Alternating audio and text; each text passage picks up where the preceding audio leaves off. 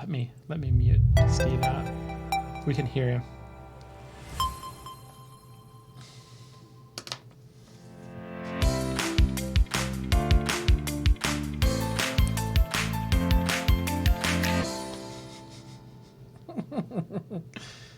We can hear him. All right. Good morning, everybody. Jeff Gibby here. Welcome to the Trader Spotlight, a very new event. I kind of like the idea of this event where we kind of really focus on a couple of people that we really, really like in the industry. I hope you're enjoying the new year. Happy 2020. Let's go ahead and kick this off with your favorite part, the legal disclaimer. Today's demonstration is designed to instruct you on using MetaStock and the accompanying software plugin. So it is not a recommendation to buy or sell, but rather guidelines to interpreting and using specific indicators and features within the software. The information, software, and techniques presented today should only be used by investors who are aware of the risk inherent in trading. MetaStock shall have no liability for any investment decisions based on the use of their software, any trading strategies, or any information provided in connection with the company. So there you go. I don't have to read the rest, which is lucky for us, right? Let's talk a little bit about our first speaker today. Steve Bigelow is a gentleman I have the utmost respect for in the industry. He's been doing it for a really long time now. I've had the pleasure of kind of working with Steve for probably about a decade now. We've done all kinds of classes in person. We've done all kinds of webinars over the past years. He's one of our strongest business partners. He's taught me stuff about the market that I didn't already know, and I've implemented a lot of what he actually talks about in what he's doing, or what I do in the market. So I just love this guy. He's awesome, and I hope he gives us a really good joke or two today. So that's the introduction I have for you, Steve. How are you doing this morning? Good, Jeff. Yeah, thank you for having me this morning. Good to see you. Do you? I'm going to ask this for a couple weeks for everybody we bring into the MetaStock room, but did you set up any New Year's resolutions this year? No, I knew better. You knew better. Okay. So we won't see you at the gym for a couple weeks. That's for sure. All right. Very good. Let me go ahead and turn the screen share over to you right now. Let's see. Wrong button. Okay. All right. And it should just pop up a screen said, hey, do you want to share your screen? Or you're the presenter. Do you want to share your screen? So we can see it. All right. And I'm just going to get out of your way. Welcome. All right. Well, thank you, Jeff. Welcome, everybody. Yeah, I always enjoy giving presentations on candlesticks. I guess my first question will be how many people have seen my presentations before? And obviously put Y for yes, N for no. That'll give me a feel for how much time to spend on each illustration. I see one yes.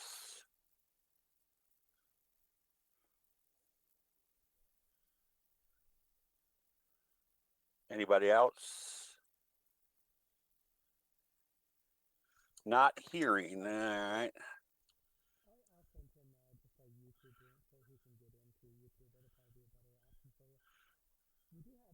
Okay.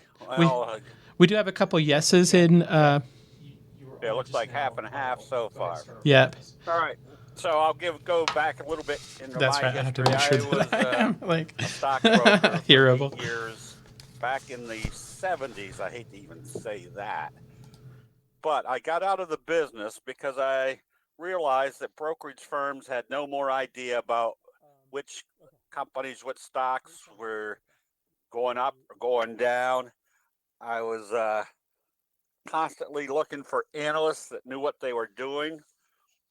And I was constantly looking for stockbrokers that would kind of be like a broker's broker that knew what they were doing.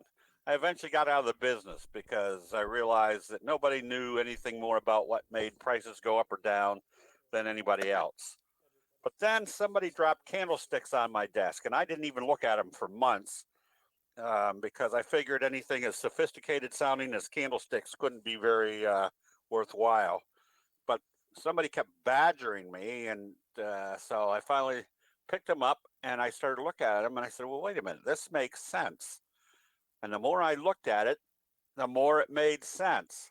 So I started uh, investigating it, and the one thing that always came back and kind of hit me on the side of the head was when I looked at a chart, looked at the results of the signals and patterns, and learned what the investor sentiment was that created those signals or patterns. They all came back to one thing: this makes sense. This is I don't have to be a clever technical analyst to figure out what the Japanese race traders have illustrated for us for hundreds of years, that prices move in patterns, and there are signals and patterns that tell us when we're going to be in a situation where the probabilities are greatly in our favor. So we're calling this wedge breakouts, but that's kind of specific for what I'm also going to show, which is more of how the candlestick signals and patterns demonstrate when the big price moves are about ready to occur. Now, everybody's probably making money because all boats rise in a rising market or rising tide. Well, the benefit we have with candlestick signals is we can identify which of those boats are going to rise a lot faster than the rest of them. So this is where this makes sense, is figuring out where the breakouts occur. So there are pattern breakouts. And the advantages of these pattern breakouts is that the results are going to be, you're going to have high probability results. You're going to have high profit results. And if you're in a pattern that's being created by investor sentiment buildup, a change in market direction is going to be much less affected than just an uptrending stock or a downtrending stock in a market trend. So here's the advantage we have. There's what I call the 12 major signals. Out of the 50 or 60 candlestick signals, there's obvious reversal signals that are much stronger, and that's why we call them the 12 major signals, is all you have to do is learn the 6 long and the 6 short. An evening star signal, big up day, an indecisive day, and the third day closes more than halfway down that last up day. If you correlate it with where you are with stochastics, and my stochastics are 12-3-3. There's nothing set in stone on that. Just one day, decades ago, I spent an evening tweaking my stochastics to where they fit the bottoms and the tops. A morning star signal, same scenario, big down day, a day of indecision, the third day closes more than halfway up this candle. Bearish engulfing, bullish engulfing. So this this is what I started looking at. Jeff, you might have to help. Mitesh. This is what I started looking at, and so it didn't take very long to become convinced that when you saw a reversal signal in the appropriate area of a trend, I guess. I thought he the was going to ask me a probabilities were question. extremely strong that there's been a change of direction. So all we're doing is identifying changes of investor sentiment, which becomes greatly advantageous because it makes us realize there's something new happening in a situation, especially coming out of a big indecisive trading, that we can recognize immediately where to start taking positions, which allows you for exact timing on a trade.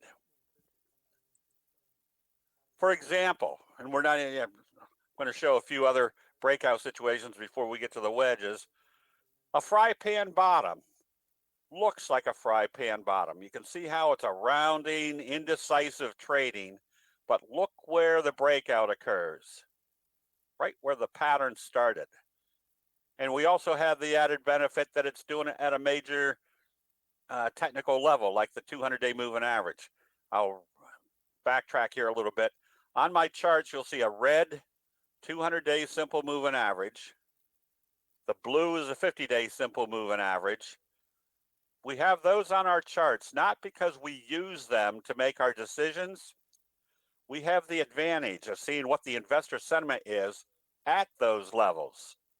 So all we're doing is analyzing what investor sentiment is doing at levels that everybody else is watching. Now, these two moving averages are the same moving averages that every major money manager around the world uses to make their decisions about their portfolios. All we're doing is seeing what decisions are being made at those levels. Got the 34 EMA, which works relatively effective, but here's the most important one. The 8 exponential moving average we call the T-line. And there's a very simple process for using the T-line. If you see a candlestick buy signal and a close above the T-line, you can stay long until you see a candlestick sell signal and a close back below the T-line. With a caveat that the further away you move from the T-line, the higher the probability it's going to come back and test it. So here's kind of the most important facet of candlestick analysis. The candlestick signals and patterns are the graphic depiction of what's going on in investor sentiment. That is what moves prices. Prices do not move based upon fundamentals. Prices move based upon the perception of fundamentals. Candlestick signals are the graphic depiction of those perceptions. Now, the T-line acts like a natural support and resistance level, kind of a Fibonacci characteristic. So when you add the graphics of investor sentiment, the candlestick signals and patterns, and use the T-line, which is a natural support and resistance level of human nature, you have now just kind of correlated a very high probability combination to keep you in positions and get you out of positions at the appropriate time. So one of the major aspects of candlestick analysis is analyzing when the buying has occurred and using the T-line to tell you when investor sentiment has changed. So these are the type of things we're looking for. A fry pan bottom and the ultimate place to be buying. Because we know one of two things will happen right here. One, we'll have a good breakout, and it's usually very substantial. Or two, if it fizzles, you're right back out of the trade. This kind of fits you into that sage advice that all money managers tell you to cut your losses short and let your profits run, but they never tell you how to cut your losses short and let your profits run. Candlestick analysis is very simple visual analysis of what's happening at specific technical levels, like a breakout level. And you can see graphically, now had this opened and traded lower, what'd that tell us about our breakout? It didn't occur. You move on to something else. So anytime I can see this buildup of investor sentiment, we've got a very simple rule. We're looking for the candlestick buy signals when stochastics are in the oversold area. More than likely, pattern breakouts are going to occur when your stochastics are already showing that you're in an oversold condition. So look at the result of this kind of breaking through the resistance level, coming out of a fry pan bottom. These are the expected results from that type of setup. The slow curve is another one of the patterns. It's kind of it's a derivative of the fry pan bottom. It's just a much shorter time frame, and it usually occurs after the trend has already started.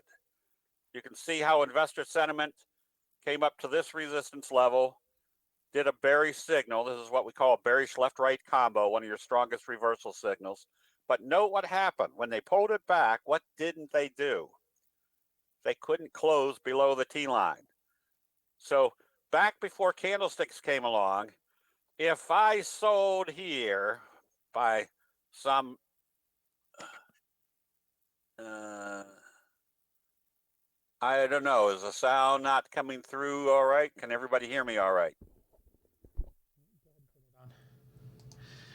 Steve, Yes. we can hear you. So, Uh, for those people that are having issues with audio, I'm basically sending them private messages that maybe to go to the YouTube channel instead. Sometimes logging in and logging out helps, but usually we just send them over to YouTube. So, but yeah, you're coming through great. Everybody's hearing okay. you. Everybody's hearing you on YouTube. We do have some people that have some issues with audio in GoToWebinar, and that's why it's good that we're simulcasting it. So I'll make sure to, if we do have people that can't hear, make sure to give them the YouTube link. Okay. All Okay. right. So anyways, you can see what happened here. They couldn't close below the T line. So back in the old days, before candlesticks came along, if I happened to be lucky enough to be in a price move that was trading positive, and I got out, my first thought was, oh, they're not going to trick me. They're not going to get me back in and then turn it around and take back some of my profits. But now I know, because of how investor sentiment works, I can see where they're taking profits, and I can see when they're coming in for the next wave, so I can be buying again with confidence. So anytime I can see this type of setup where they can't close below the T line and they come back up through a perceived resistance level, in this case the 50 as well as the little top here, that tells me I can get back in. And my expectation is not, I should say it this way. My expectation is that we're probably in an uptrend, but with also the expectation that there could be a very strong price move at that point. So anytime I see this slow curve, I'm not afraid to be buying, even though my stochastics are telling me we're up in the overbought area, because this is the kind of result that we expect coming out of that pattern, because that's the result of human nature. Or the best friend pattern. Now, the reason I'm showing these, and Jeff will kind of go into this, that we've already done the formulas for finding these signals and patterns in MetaStock. So you don't have to formulate them; they're already done for you. So I'll let Jeff explain that. But notice this is what I call convergence analysis. There's our best friend signal: a doji followed by a gap up. Stochastics heading up. That in itself is a strong buy signal. But I call this convergence analysis because on one visual glance, you can see everything that's happening. Came up, it's drifted lower, drifted lower, drifted lower. Hasn't been able to get back up through this resistance level until now. So what that tell us about the resistance level? They weren't buying until they were assured that the 50-day moving average was going to act as support. And there was kind of a resistance level, even a wedge formation where it was getting, where the price move was getting compressed. So convergence analysis is, number one, analyzing the signal, seeing where it occurred at a logical place that everybody else is watching, seeing that it broke out through a resistance level / wedge. The more pieces of visual information that I can put into my analysis, the higher the probabilities that not only am I going to be in a correct trade, but because of this signal right here, not only in the correct direction, but in a very strong correct direction. Notice wave 3 here. This is what we call the classic pattern. Classic pattern is a fry pan bottom. What do we expect coming out of a fry pan bottom? A strong price move. A J-hook pattern has a prerequisite of a very strong price move, then consolidation, either a pullback, but notice where they couldn't close it. They couldn't close this below the T line. What told us we were in wave 3? A breakout with a best friend signal telling us wave 1 and wave 3 are probably going to be the same magnitude. So I keep telling people this is not rocket science. All this is identifying how human nature works time after time. All we're doing is learning to take advantage of that those price moves. So a wedge formation allows us to visually see when it's time to get ready for a trade. A wedge formation is created by support and resistance levels where the trading range becomes compressed. So that support and resistance level is usually based upon the tops and the bottoms. And so when we know we're in this trading range, there's really not a whole lot to look forward to. It's when they break out. Notice on this case, this was Netflix a while back. Netflix was in the trading range, the kind of the compression, but then there's your bullish engulfing signal, one of the 12 major signals. And then the next day it confirmed the signal and broke out through this level. So what did this tell us right here? There was a change of investor sentiment that told us they weren't going back to the bottom of this channel. There's a new strength in this price move. So anytime you can see, excuse me, this compression, then you start seeing buy signals. If you're buying, what are you looking for? What should you be looking for? To see whether they can get through this level. Well, notice what happened when they broke out to the level, that resistance level, and pulled back. What piece of information did we get from this point? They couldn't close it below the T line. That told us there was a new change of investor sentiment. Get ready for the next price move, which usually are going to be fairly substantial, because this indecisive mode for the last few months now breaking out tells you now that you've got a very decisive mode in that next price move. Resistance, just very simply, where can they not get above? And the support, where can't they trade it below? You can see visually how this is compressing. Now, that also makes for, if we know the different patterns, such as a J-hook pattern, wave 1, wave 2, now going into wave 3, what do we expect from wave 3? We expect wave 3 to be the same magnitude as wave 1. However, if it gets up to this level or doesn't get up to this level, and you start seeing sell signals, what's that tell us about our J-hook pattern? It's disappeared. What's that kind of give us a suspicion of? You might be kind of in a sideways wedge until they're able to break it out one way or the other. So right here, once again, at the support level, there's your bullish harami, which is in Western terminology, the inside day, that ascending or descending wedges, which goes up. Ron, you don't really have to know that. And I'll show you why. But notice that the bullish harami right here on the support level, if you're buying, what's your first watch area? Oh boy. That's just great. Let's see.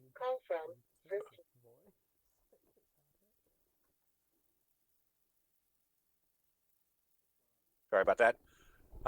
Notice our bullish harami told us the selling had stopped right on the support level. And then what happened? When they came up to this level, either if you had bought and it opened lower and started trading lower, could pretty much assume that the resistance level was still acting as resistance. It's a Trump tweet. Okay. The fact that they gapped it up told us that this resistance level wasn't acting as resistance anymore. So this isn't difficult. Forming a wedge is a compression of a trading range. Now you have, if you want to name them, you've got a declining wedge. Now that doesn't necessarily mean it's going to go up or down. That's the advantage of candlestick signals, is telling you which direction it's gone based upon signals or patterns. A declining wedge, what told us there was a different element? Well, there was our bearish harami, and then when they came back down through here, notice how they gapped down. When they broke this level, what did that tell us about the wedge breakout? It was going in this direction. This case, when they broke through this direction. It told us we're heading in this direction. So an uptrending wedge, obviously, is where the bottom is trending up. You can still see where your resistance level was, but the only assumption we need to make is what happened here. It broke the bottom of the wedge. It tells you there's a different dynamic. Once it breaks out of the wedge, is the length after the breakout the same length as the wedge? No, not necessarily. From there, all you really need to do is stay short. If you go short based on a candlestick signal, you cover your short when you see a candlestick buy signal and a close back up above the T line. Prices move in waves. It's usually a wave 1, wave 2, wave 3. If you're cognizant of that fact, that allows you to be ready to trade or set up trades based upon what the expected price move of a wave pattern will be. Now, a lot of people say, well, do you use Elliott wave when you do these waves? No, the only thing that Elliott wave produced for us was that prices move in waves.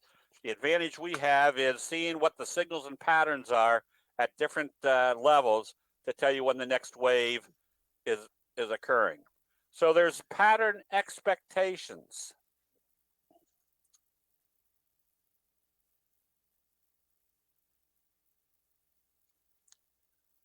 Whoops. That a breakout of a wedge tells us we're more than likely going to move in this direction. Now, can we calculate how strong this move is going to be? Not necessarily. But if this is wave 1, this is wave 2, kind of sometimes assume that wave 1 and wave 3 will be pretty much the same. Now, that's an assumption. The reality is you hang on to this trend until you see a candlestick sell signal. So what this provides for us is very obvious entry points. I don't know whether I want to be long or short, but there's my entry point down here where I don't have to get into a position waiting for it to do something. I know exactly when the new result of investor sentiment has occurred. So I'm not sitting with money just kind of flopping around hoping that it's going to move one way or the other. I can see right here that the probabilities of going short are extremely strong right at that time. Is the key indicator the T-line? When you're looking at a wedge formation, I mean, first of all, you're looking at the patterns. And then the T-line is kind of an additional confirmation. So as you can see what's happened here, we were stayed short, maybe covered shorts here. Then it turned right around, reshorted. Now, again, the further away you move from the T-line, especially if you're in the oversold area, the more you're probably going to start covering your short positions, because look at the other elements that are occurring when you're in the oversold area. First of all, you're in the oversold area. Secondly, you're starting to see buying. That's the bullish candle. Third, look how far away you've moved from the T-line. So if you're in the oversold area and you're starting to see buying, where do you think logically your first target's going to be? Back up to test the T-line or any other major moving average that everybody else is watching.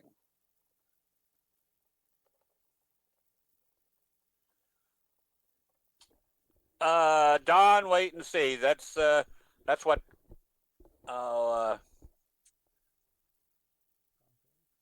that's what Jeff will explain to you. So if we know our signals and patterns, and we can see the pattern setting up, and we know our signals, this is what we call a Doji sandwich. Doji sandwich is a big day followed by a Doji. Now remember what a doji is. Doji is indecision between the bulls and the bears. But we have a very simple doji rule.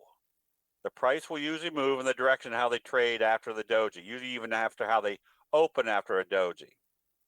So if this starts trading positive, what can we assume about a doji sandwich? That this candle and this candle will be approximately the same magnitude.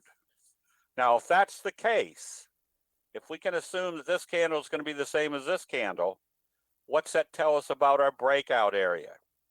More than likely, they're going through.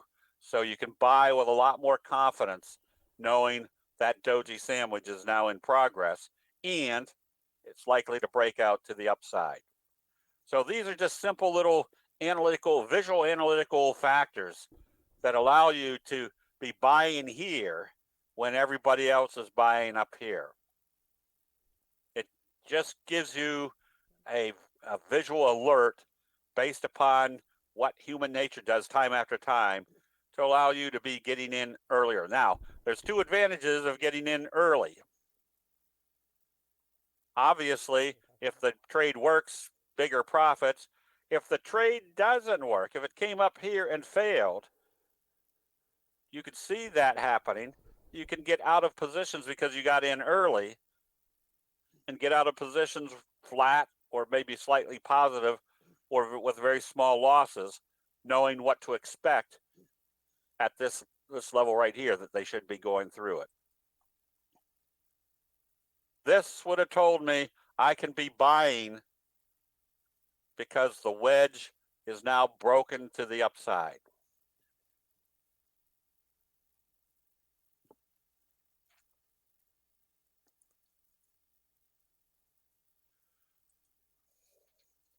So if I'm in a wedge formation, I know what I don't want to be doing. I probably don't want to be here. If I was buying for some reason down here based upon buy signals, and it came back up to this same level and did a bearish harami, notice how it opened below the previous day's close and closed above the previous day's open at approximately the same level that the selling started before in the overbought area. What can I assume right away? That they aren't going up through this resistance level. Take your profits. Now I see it pull back and it starts back up. If you cut the chart off right here, which direction is it telling us it's going? You can pretty much assume that it's probably trading sideways. So when do I want to pay attention to this chart again? When it tells me they've either broken out this way or this way. Now, this isn't necessarily just a big selling day at a wedge. The markets may have been starting to sell off, and so there's other aspects that we look at, seeing what the pre-market futures. If we wake up and on this day the pre-market futures are showing the market's going to open up down 140 points, and we can see this is starting to sell off. Whoops, right up here at the pinnacle of this wedge. That gives us a lot more incentive to start shorting that position. So we can analyze the market. Again, this is kind of convergence analysis. Got kind of a wedge formation. The support level of the wedge, everybody's seeing that the Dow is supporting at the 50. That may have got us in some positions. That would have told us that we're not going anywhere. Those positions that we got in better still can show, or still should show some confirming buying. But if not, we close out the positions. But notice what happened here. Our spinning top, which is kind of a doji with a little bit bigger body, and a gap up, our best friend, off the 50 through the resistance level. What does that tell us immediately? I mean, a lot of people say, oh, I'm afraid to jump in because what if they take it up and take it right back down? That could be happening. But if we already know that if you see a doji followed by a gap up, that's probably telling you there's been a major change of investor sentiment. That's when you can be adding a lot of long positions to the your trading portfolio. Anytime I see this happening, there's my sell signal.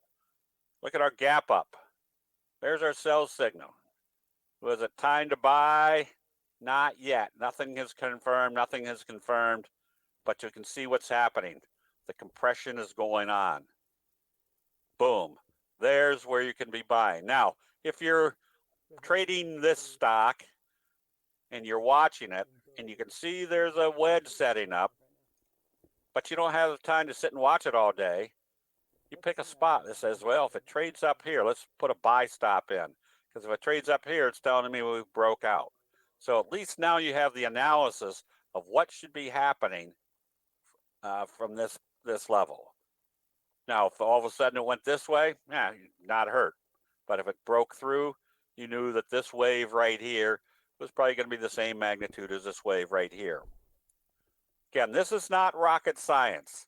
This is because human nature works the same way time after time. The reason that we're seeing signals and candlestick patterns, as well as the patterns that everybody else is watching. In Western terminology, you've got patterns like the head and shoulders or trend channels, things that you can obviously see. That's what's creating the patterns. That's because human nature creates those patterns. We have a great advantage because we can see down specifically to each signal what those signals might be doing as far as a breakout of a pattern. There's our Morningstar signal. There's our bullish engulfing. There's kind of your doji sandwich breakout. So where could you be buying this one? You could be buying right in here, knowing there's a change of investor sentiment that something new has now happened.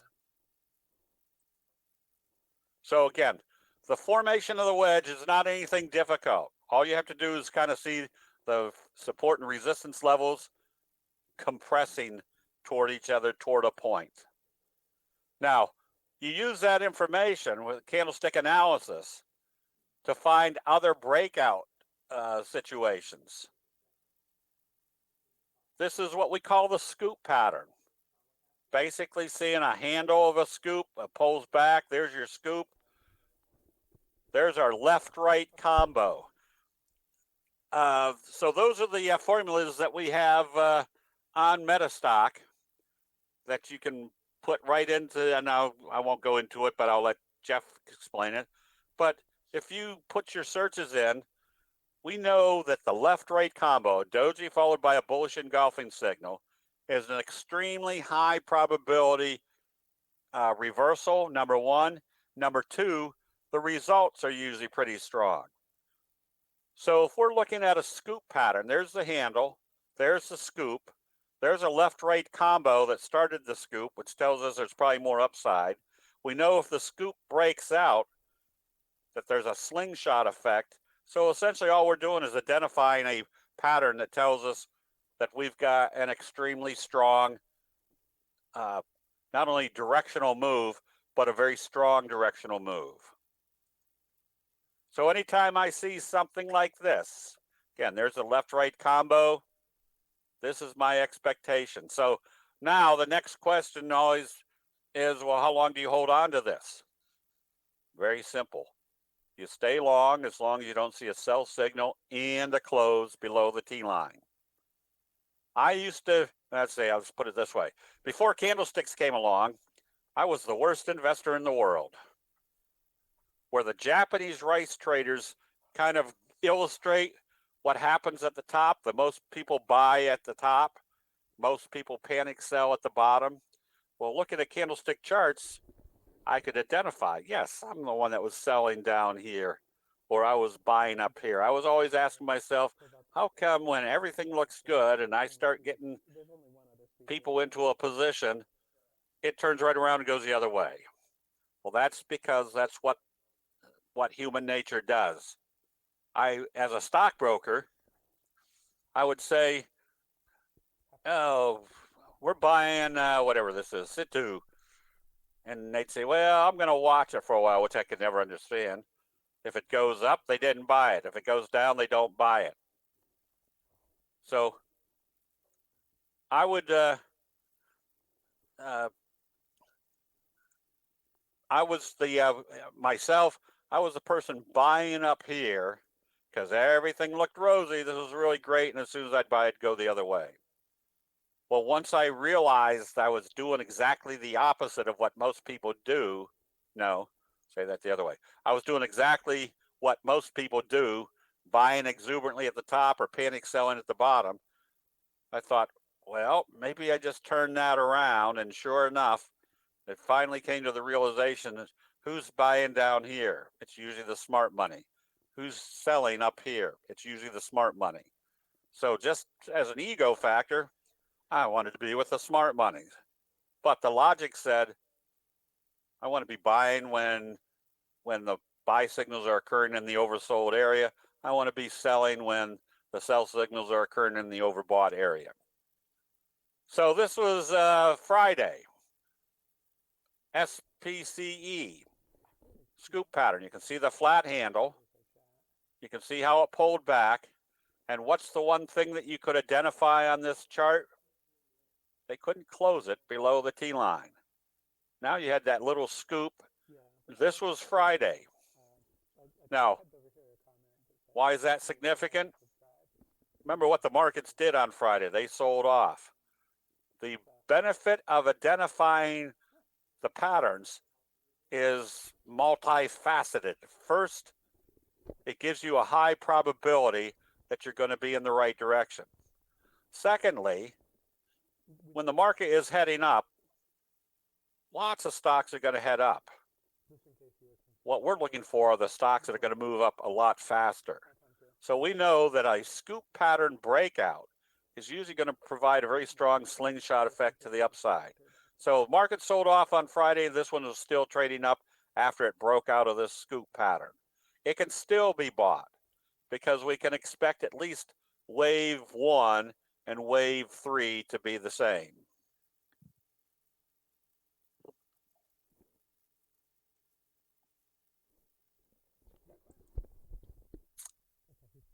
Again, convergence analysis.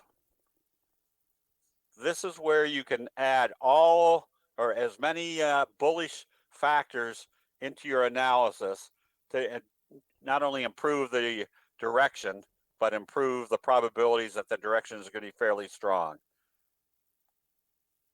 Bullish signal at the bottom of the wedge at the 50. They gap it up through this level. Stochastic still coming up. What's that pretty much telling us? We've got wave 3. Again, convergence analysis. A T-line crunch. A bobble breakout. A wedge breakout. You can see the wedge. You can see the T-line crunch. T-line crunch is they can't close it below the T-line, and the T-line keeps crunching the price right up through the resistance level. And you've got what we call a bobble breakout. Notice how the 50 was acting as a resistance level and then pulled back and then came back up through.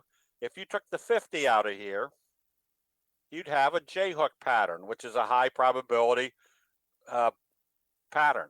It's even more defined by the fact that you can see where the selling occurred, where everybody else was watching at the 50. We could see that they couldn't close below the T-line. So when they came back up, oh, another earthquake down there? Okay. When they came back up through the breakout level, that told us we had an extremely high probability we were heading in the right direction. So we use MetaStock scans to find where you've got a high probability situation. Look at our left-right combo. What makes this more attractive? Look at our kind of our wedge formation. What makes it more attractive? Well, look what this stock price did for months. Did absolutely nothing. Then it broke out. Look at our little best friend signal.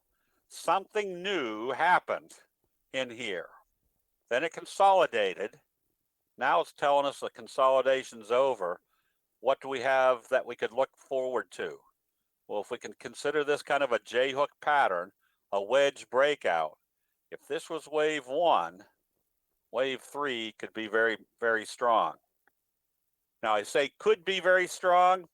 Essentially, what you're doing when you're analyzing these type of charts is you're putting yourself in situations where the probabilities are pretty strong that not only are you in the right direction, but the magnitude of that direction could be excessive. So I'm going to regress here a little bit. I have, or because I did it myself so often, that you have an uptrending portfolio. And before candlesticks came along, I'm just going to use, let's say, 10 positions in a portfolio. Well, the uptrend would help because 6 of those positions would be trading positive, and 4 of them would be flat or negative. And you didn't sell the ones that were flat or negative because if the uptrending market was going on, maybe those could turn around and go up also. So the end of the uptrend ends, and you made a moderate amount of profit because your negative positions offset your positive positions. Well, that is eliminated by using simple candlestick analysis with the idea that if you have something that's not working, the scans that you can do on a nightly basis is going to produce more trades than you're ever going to be able to handle. Finding good bullish signals, good bullish pattern breakouts. So it becomes a very simple trading process. If you've got something that's not working, it's not like you have to wait for it to work. You close out the position and you move to something where you can see that it's the probabilities are greatly in your favor. So at the end of the uptrend, instead of having 6 positions that you held on to that were moving positive and 4 that were moving negative, you're constantly cultivating, coming out of the trades that aren't working and moving to the trades that are working. So at the end of that uptrend, the percent return is dramatically greater because you've constantly moved to the high profit trade setups. Do you use this for trading at open bell? Pretty much. Oh, I don't have the 3T line on here. I use it.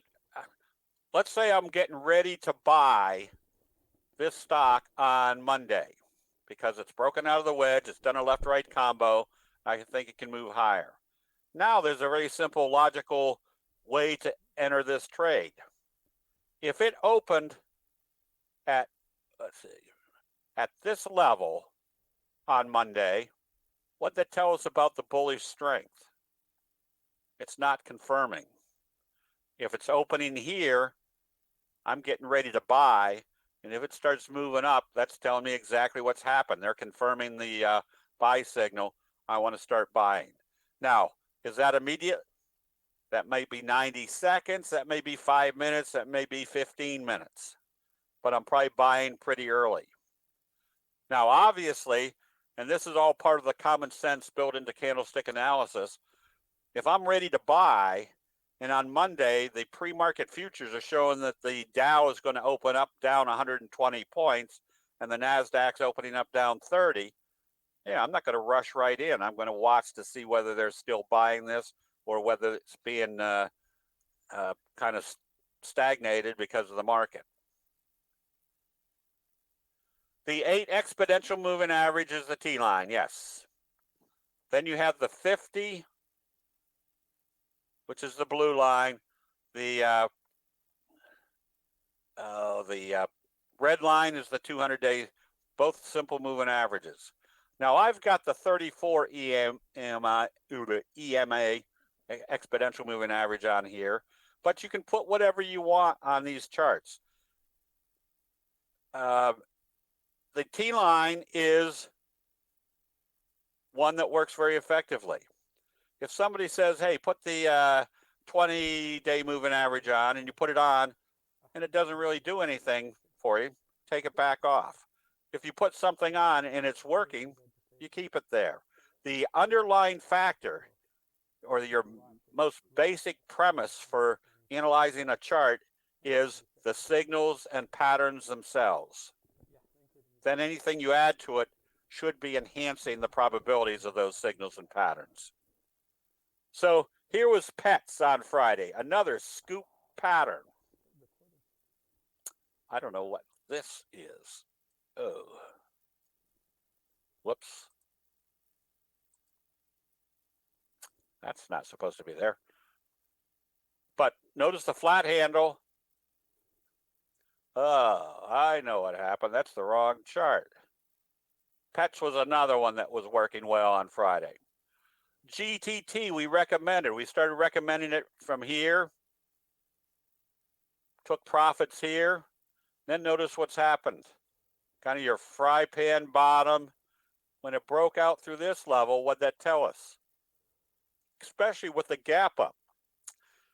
Here's something we won't even have time to get into, but candlestick signals and gaps produce the strongest price moves for you. The time frame. Candlestick signals are the graphic depiction of everybody buying and selling during a specific time frame. That time frame could be 1 minute, 5 minute, 10 minute, depending on what you're trading. If you're day trading, I used to use a combination of the 1 minute, 3 minute, 10 minute combination trading the E-minis. If you're a day trader or a swing trader, which I am, my trades usually last anywhere from 2 to 10 trading days on average. I'm using the daily charts. If you're a longer term trader, you might use a daily, weekly chart combination. So the candlestick signals are the graphic depiction of everybody buying and selling during a specific time frame. Nothing changes. Now, on a intraday chart, obviously you're not going to get gaps because everything trades fluidly. Or if you're trading Forex, you won't get gaps, but you got other patterns and signals that work just as well. Whoops. All right, so that's the candlestick signals and breakouts. Is the 3 minutes chart better to trade E-minis? Frank, use whatever your time frame of trading. If you're a if you like to trade constantly during the day, maybe use a 1 minute, 3 minute 10-minute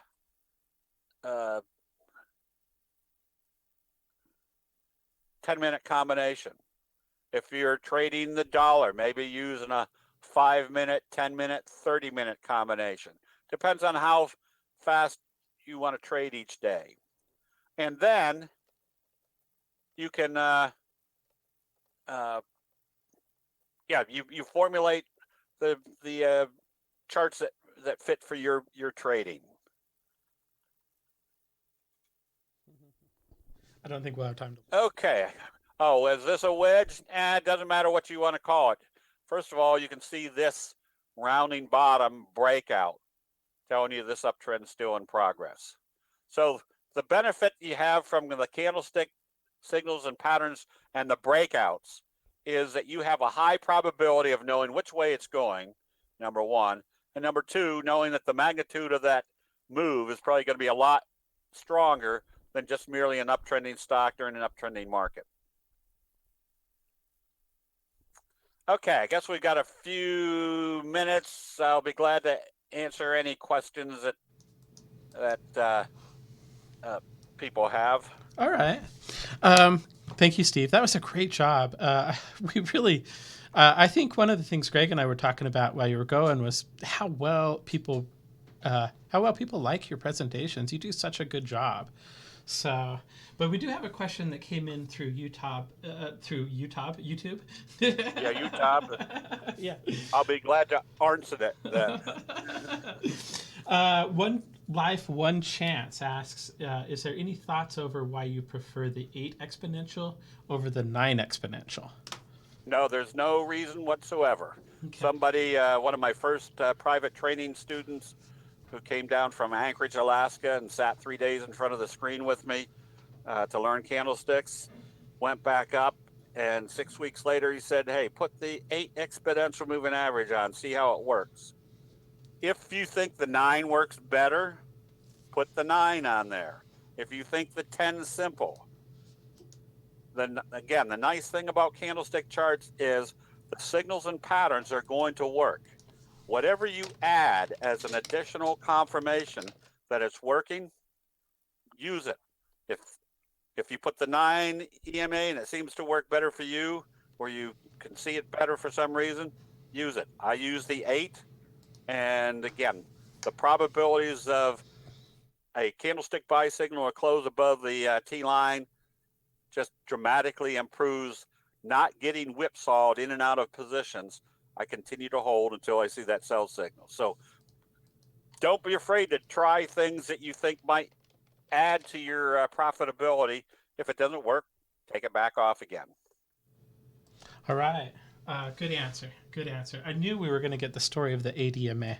I love the origin story of that. Tahir asks, are these patterns that can be traded in trend and congestion, or do you have specific rules about trend? What they're supposed to be identifying for you is when there is a trend. Let me go back. And it also identifies for you when there is congestion. So if I'm looking at something like this, I'm thinking, well, wait a minute, we don't have a trend.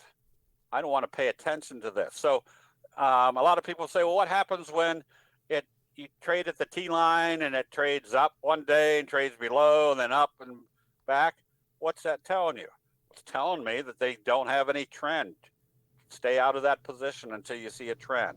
So a great benefit of candlestick analysis is not only does it tell you when to be buying on a good, strong buy signal or a pattern breakout, but it also tells you when not to be in a trade, that it's not doing anything, go someplace else. Yes, we do have a trading room on my website. We've got 2 trading rooms. One is teaching people how to use candlestick signals and patterns. We usually have about 150 people in there each day. But what it does is it allows you to see what everybody else is trading and then be able to analyze why they're trading it, what was the logic behind those charts. And you could ask questions of XYZ, is this a good pattern? And people can analyze for you whether it's time to be buying it or hold off. We also have an options trading room that takes the same formats or the same information on which ones to be buying and selling, but then coming up with specific option strategies that benefit most from that next price move. Okay. What is the best way to take emotions out of your trading? Steve, I wrote my 3rd book, Candlestick Profits, Eliminating Emotions. If you just look at candlestick signals and patterns and understand the logic, which is not difficult because the Japanese race traders tell you why those signals were set up. If you understand, or if you can recognize visually those signals and patterns, and you understand what created those signals and patterns, now you have as powerful a grasp on what makes prices move as somebody that's been trading in the market for 50 years. So yes, it does take the emotions out of your trading, because if you look at every signal and pattern and know the probabilities are in your favor, now you know what to do mechanically wise versus what your emotions are telling you to do. Okay. Very good. Steve, just making sure you can hear me. Do I can you? hear you. Okay, good. Do you have any specific recommendations around gold? We've had Nando TV ask quite a few questions about gold. I know you probably don't have the chart ready. Have you looked at the chart recently? Oh boy, let me see if I haven't. Okay, all right. But you can trade gold, you can trade crude oil, I trade live cattle, hogs, soybeans, wheat, all those things intraday because the charts, remember, the Japanese rice traders developed the concept of identifying what's going on in investor sentiment on the most boringest commodity in the world, rice. And they didn't become wealthy trading rice. They became legendarily wealthy trading rice. So you can trade any trading entity using what the candlestick charts are telling you. Candlestick charts are not for the stock market, the bond market, the futures market. Candlestick charts can be applied to anything that has fear and greed in it, which is all investments. Very good. Thank you, Steve. A couple questions that I'm just going to answer real quick because they keep coming up. We get customers, or we've got a few viewers today that are looking to see the recording. So if you're watching this from YouTube, you can watch this recording anytime. If you just want to bookmark the actual thing that you're watching, you'll be able to just kind of come back and watch it anytime you want. We're going to leave up the recording. We don't have any intention on taking it down. The only reason that might change is if something happens in the next hour and a half or 2 hours during the process. And if we do end up changing the link because we have to make some edits or whatever, we'll make sure that you're aware of what the new link is. So we had another question from Don a little bit earlier about how the bonuses work. There was a couple registration bonuses, one from Steve and one from Tom, about things that you could get for free when you registered for the event. And the way that that will work is you'll be contacted either Monday or Tuesday by Steve and Tom or whatever you bonus offer you registered for, and they will send you the registration information. So we'll make sure those get to you. Just keep an eye on your inbox. So you're usually sent out like Monday or Tuesday. They're usually Tuesday because there's like a lot of work I have to go through to actually get the appropriate names to Steve and Tom. But I'll get those over and just watch for those to come to your inbox from Steve or Tom or both on Tuesday. So, Steve, a couple more comments, not really questions for you, but just to reiterate what a good job you do here. Dean Lane says, Steve, I love your video and your guidance. Thanks for all your tips, tricks, and information. And then we had another really good comment that I was going to read earlier, but I don't see it really quickly here. So, but I do want to reiterate, great job today on the webinar. We really appreciate all the work you do with us over the years. Oh, thank you. And let me answer Steve's question real quick. He's asking what other Western technical oscillators do I use? Okay, go ahead.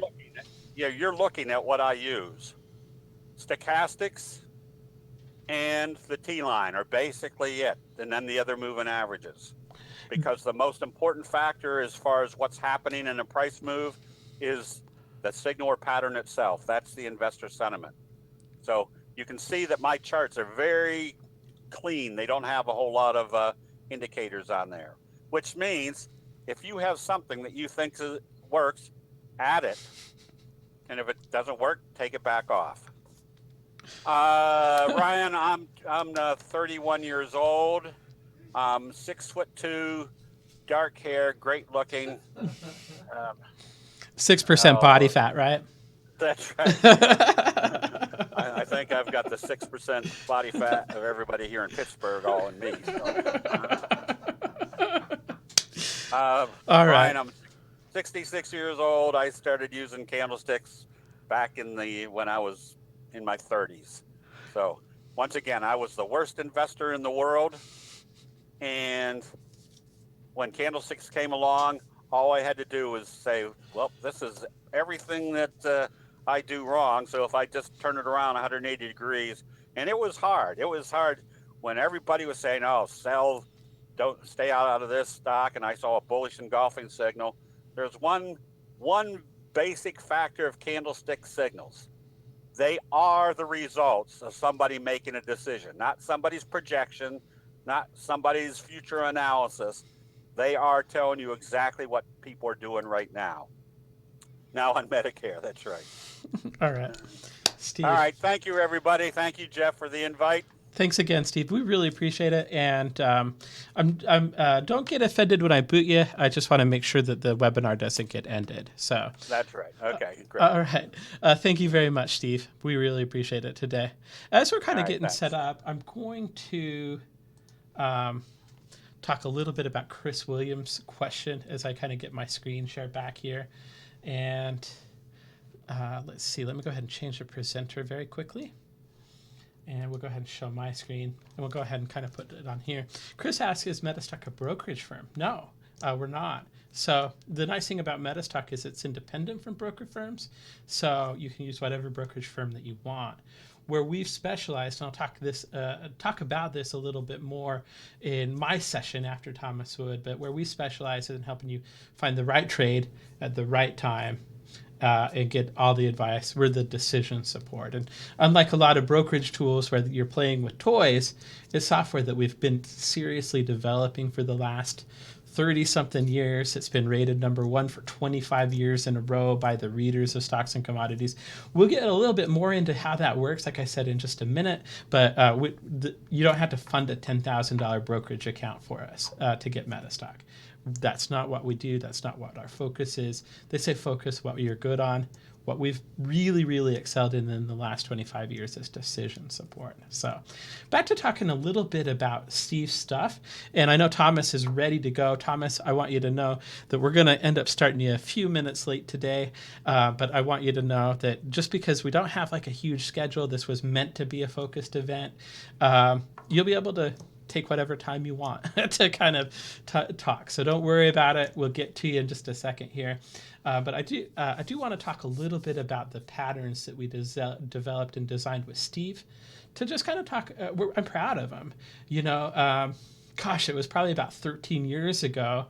I've been here forever, since the age of 13 at least. Going back to Steve's joke, but we spent 2 or 3 years actually putting all of the patterns that Steve just showed you and a bunch more into a MetaStock add-on. I'm not going to show you that in MetaStock because I have plenty of time to show that to you after the class, but we got this add-on done. It took us quite a few years to get the J-hooks and the more visual patterns that Steve likes to use, and we released it. It was extremely successful, and I sent a copy over to my friend Dennis Peterson, who did a review for us on it, and he absolutely loved it. It's been one of our most successful products that we've ever released. In addition to that, we did a second version just a couple years ago, and I sent a copy of that over to Barbara Starr, that reviewed it for Stocks and Commodities magazine, and she loved it as well. So this product that we're going to show you after Thomas is done has been very, very highly rated by the Stocks and Commodities.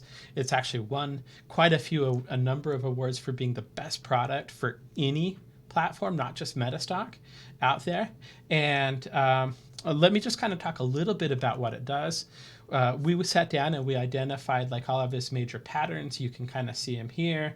His Doji best friend is Doji at the top, the bobble. I'm certainly not going to read this whole list, but there's about 20 to 30 patterns right here that we can automatically identify and scan for. And I will show you how the scanning works again after Thomas talks.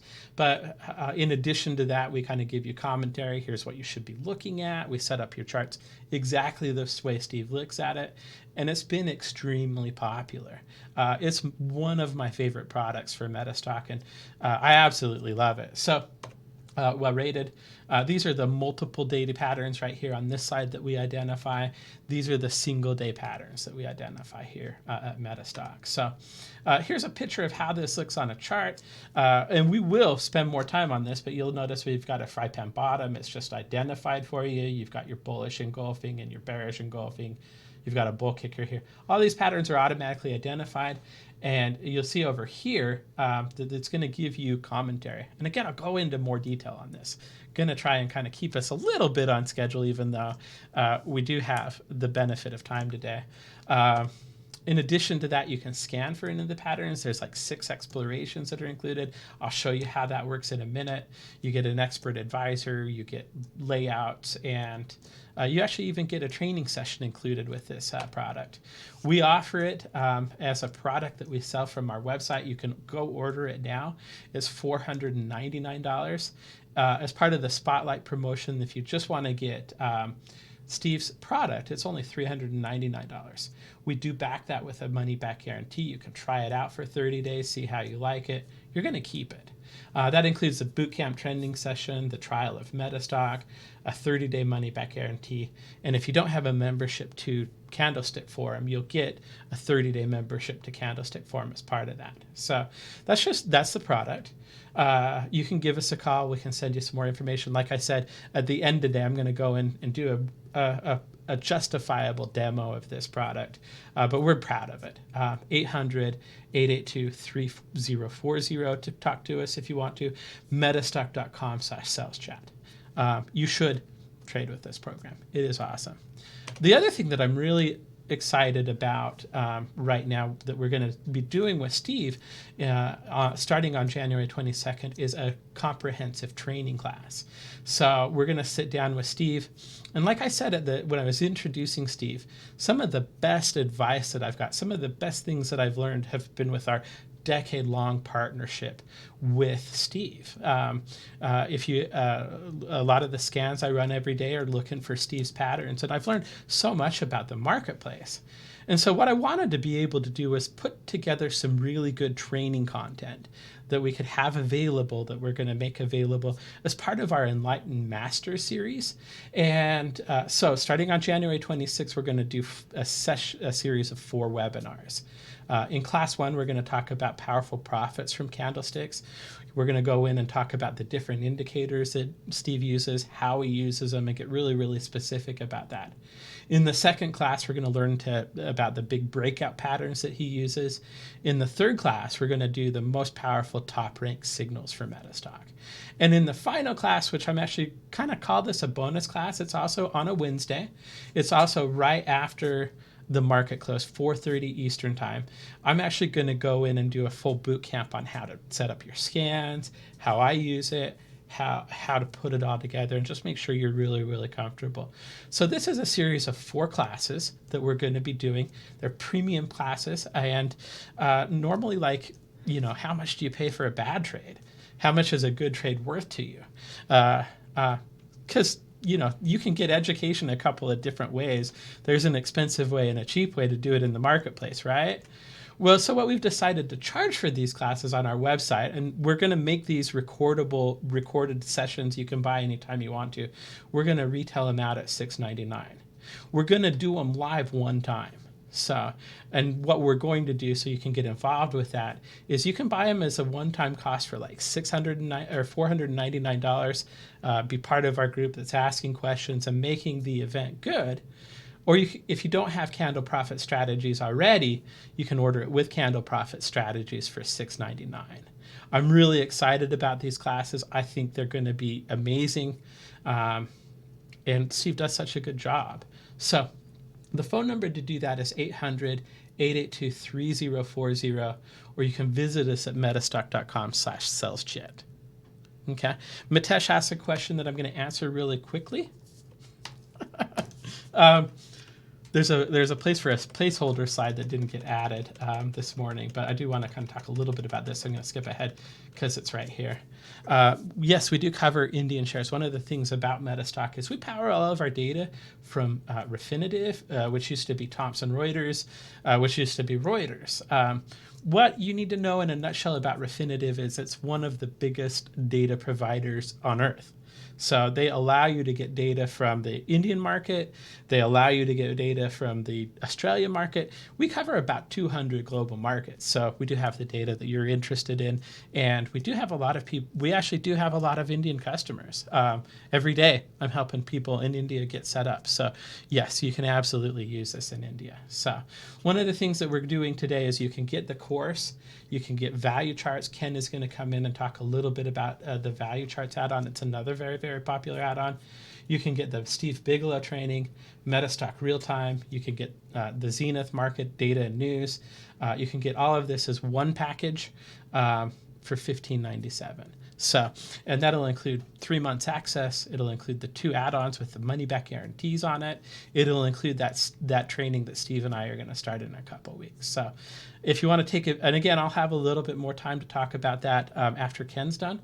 But if you want to take advantage of that today, give us a call at 800-882-3040 or visit us online and chat with us online at metastock.com/sales chat. So let me go back a few slides here.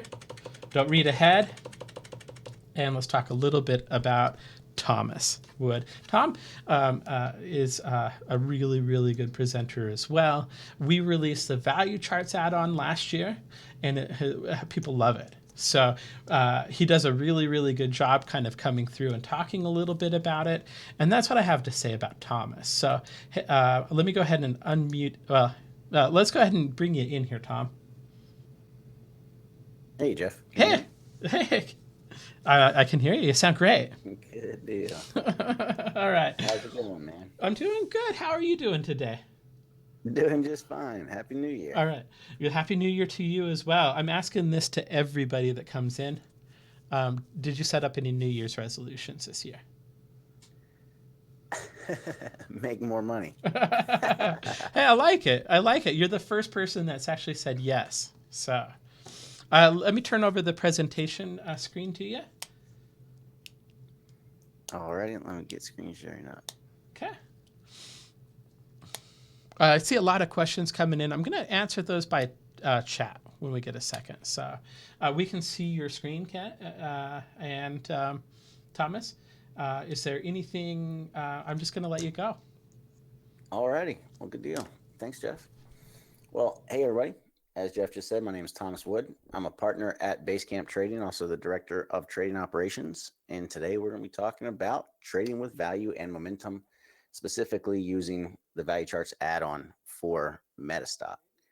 So with that being said, before we dive in, I always go through the risk disclaimer. Just keep in mind, trading or investing carries a high level of risk and is not suitable for all persons. The other thing I always tell everyone is, listen, when you're trading, only be trading with risk capital. And what do I mean by that? I mean, don't go take your mortgage payment and say, well, I can either pay the mortgage or I can go and play some trades. All right. Only use money that you don't have set aside for something else. And there's twofold reason for that. First off, if you're trading with risk capital and you do lose it, it's no big deal because it wasn't money that you needed for anything else. But secondly, it takes a huge burden off of your shoulders as a trader where you're not sitting there with that little angel or demon on your shoulder going, you can't mess up, you can't make a mistake, you need this money, you can't mess up. And it makes it that much easier for you to stick to a plan and follow your rules. Then along those same lines, we're required to show you CFTC rule 4.41, just a hypothetical disclaimer saying, look, past performance is not necessarily indicative of future results. Obviously, I can't show you examples from the future, even though I wish I could. So everything I show you is from the past. And that being said, there's no guarantee it's going to happen again in the future. But that being said, we use these strategies every day in the trading room. And we have been for years and years and years. So I got a couple questions for you. Where are you with your trading and what does your equity curve look like? Most people that I work with, I've done mentorships and consulting with thousands of retail traders and institutional traders around the world. And a lot of times you'll see, especially with retail traders, they actually don't start off and just lose their money right away. They actually start off and they start making some money. And then the problem is a lack of consistency. And all of a sudden they end up blowing up, okay, and go all the way back down to zero and lose everything. So what the goal is as a trader is our goal is to have consistent profitability, consistently going in and being able to have that equity curve starting at lower left and going all the way up to upper right as smooth as possible. So with that being said, where are you with your trading? Are you currently making money, losing money, or breaking even? Where's everybody at with their trading? Making money, losing money, breaking even, or haven't started trading yet?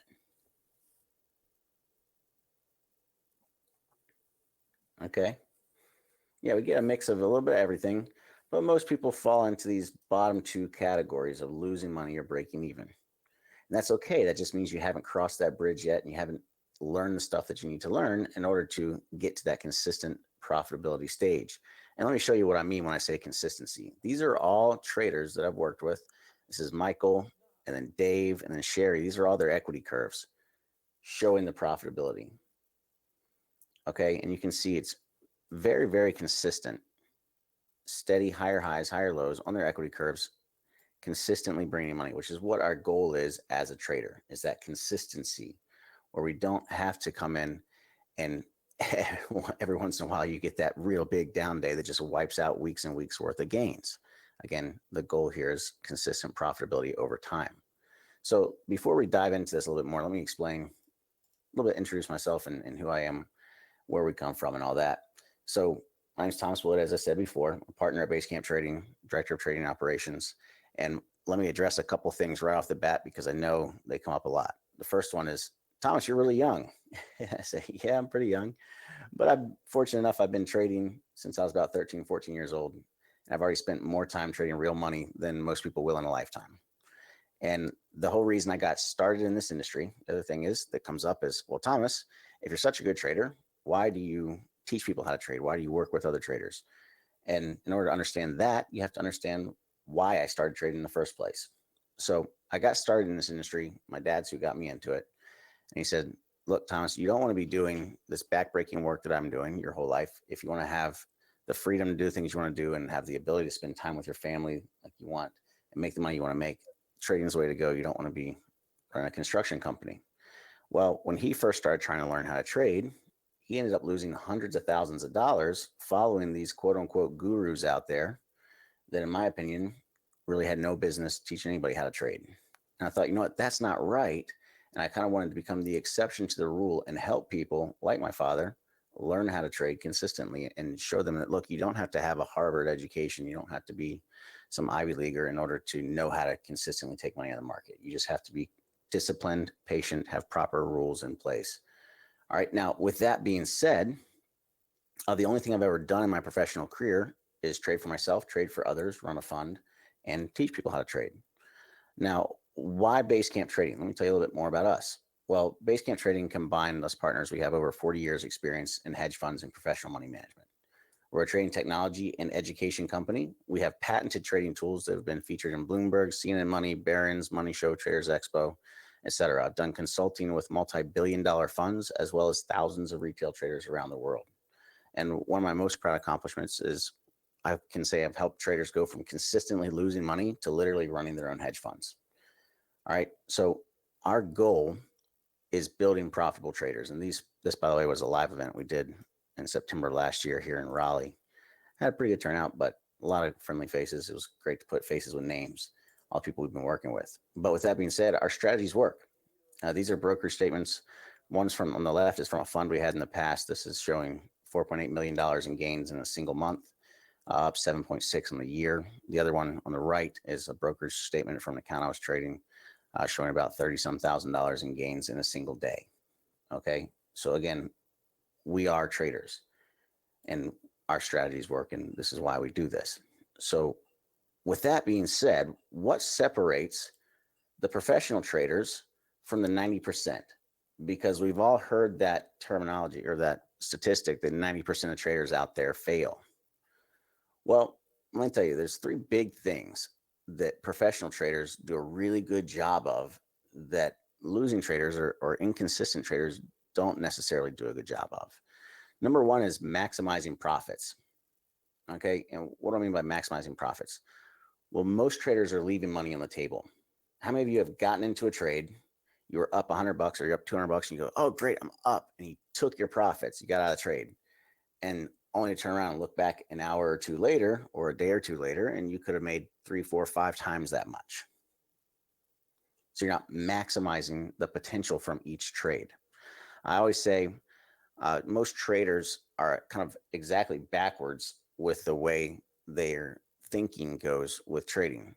They are fearful with their winning trades. So they get into a winning trade, it's starting to make money, but then they get scared that they're going to give back those unrealized gains, which causes them to tighten up stops, causes them to choke off the trade and cut off those winners too early. But they're hopeful with their losing trades. So when the market starts moving against them, they start going, oh, you know what? I hope it's going to turn around. Just give it a little bit more room, just a little bit more room, a little longer to try to work itself out. And they end up having the exact opposite mindset of what you should, because you should be hopeful with your winning trades, hoping and allowing them to run, and fearful with your losing trades that they're going to move against you even more. Okay, so the first thing is maximizing profits. The second thing is confidence in approach.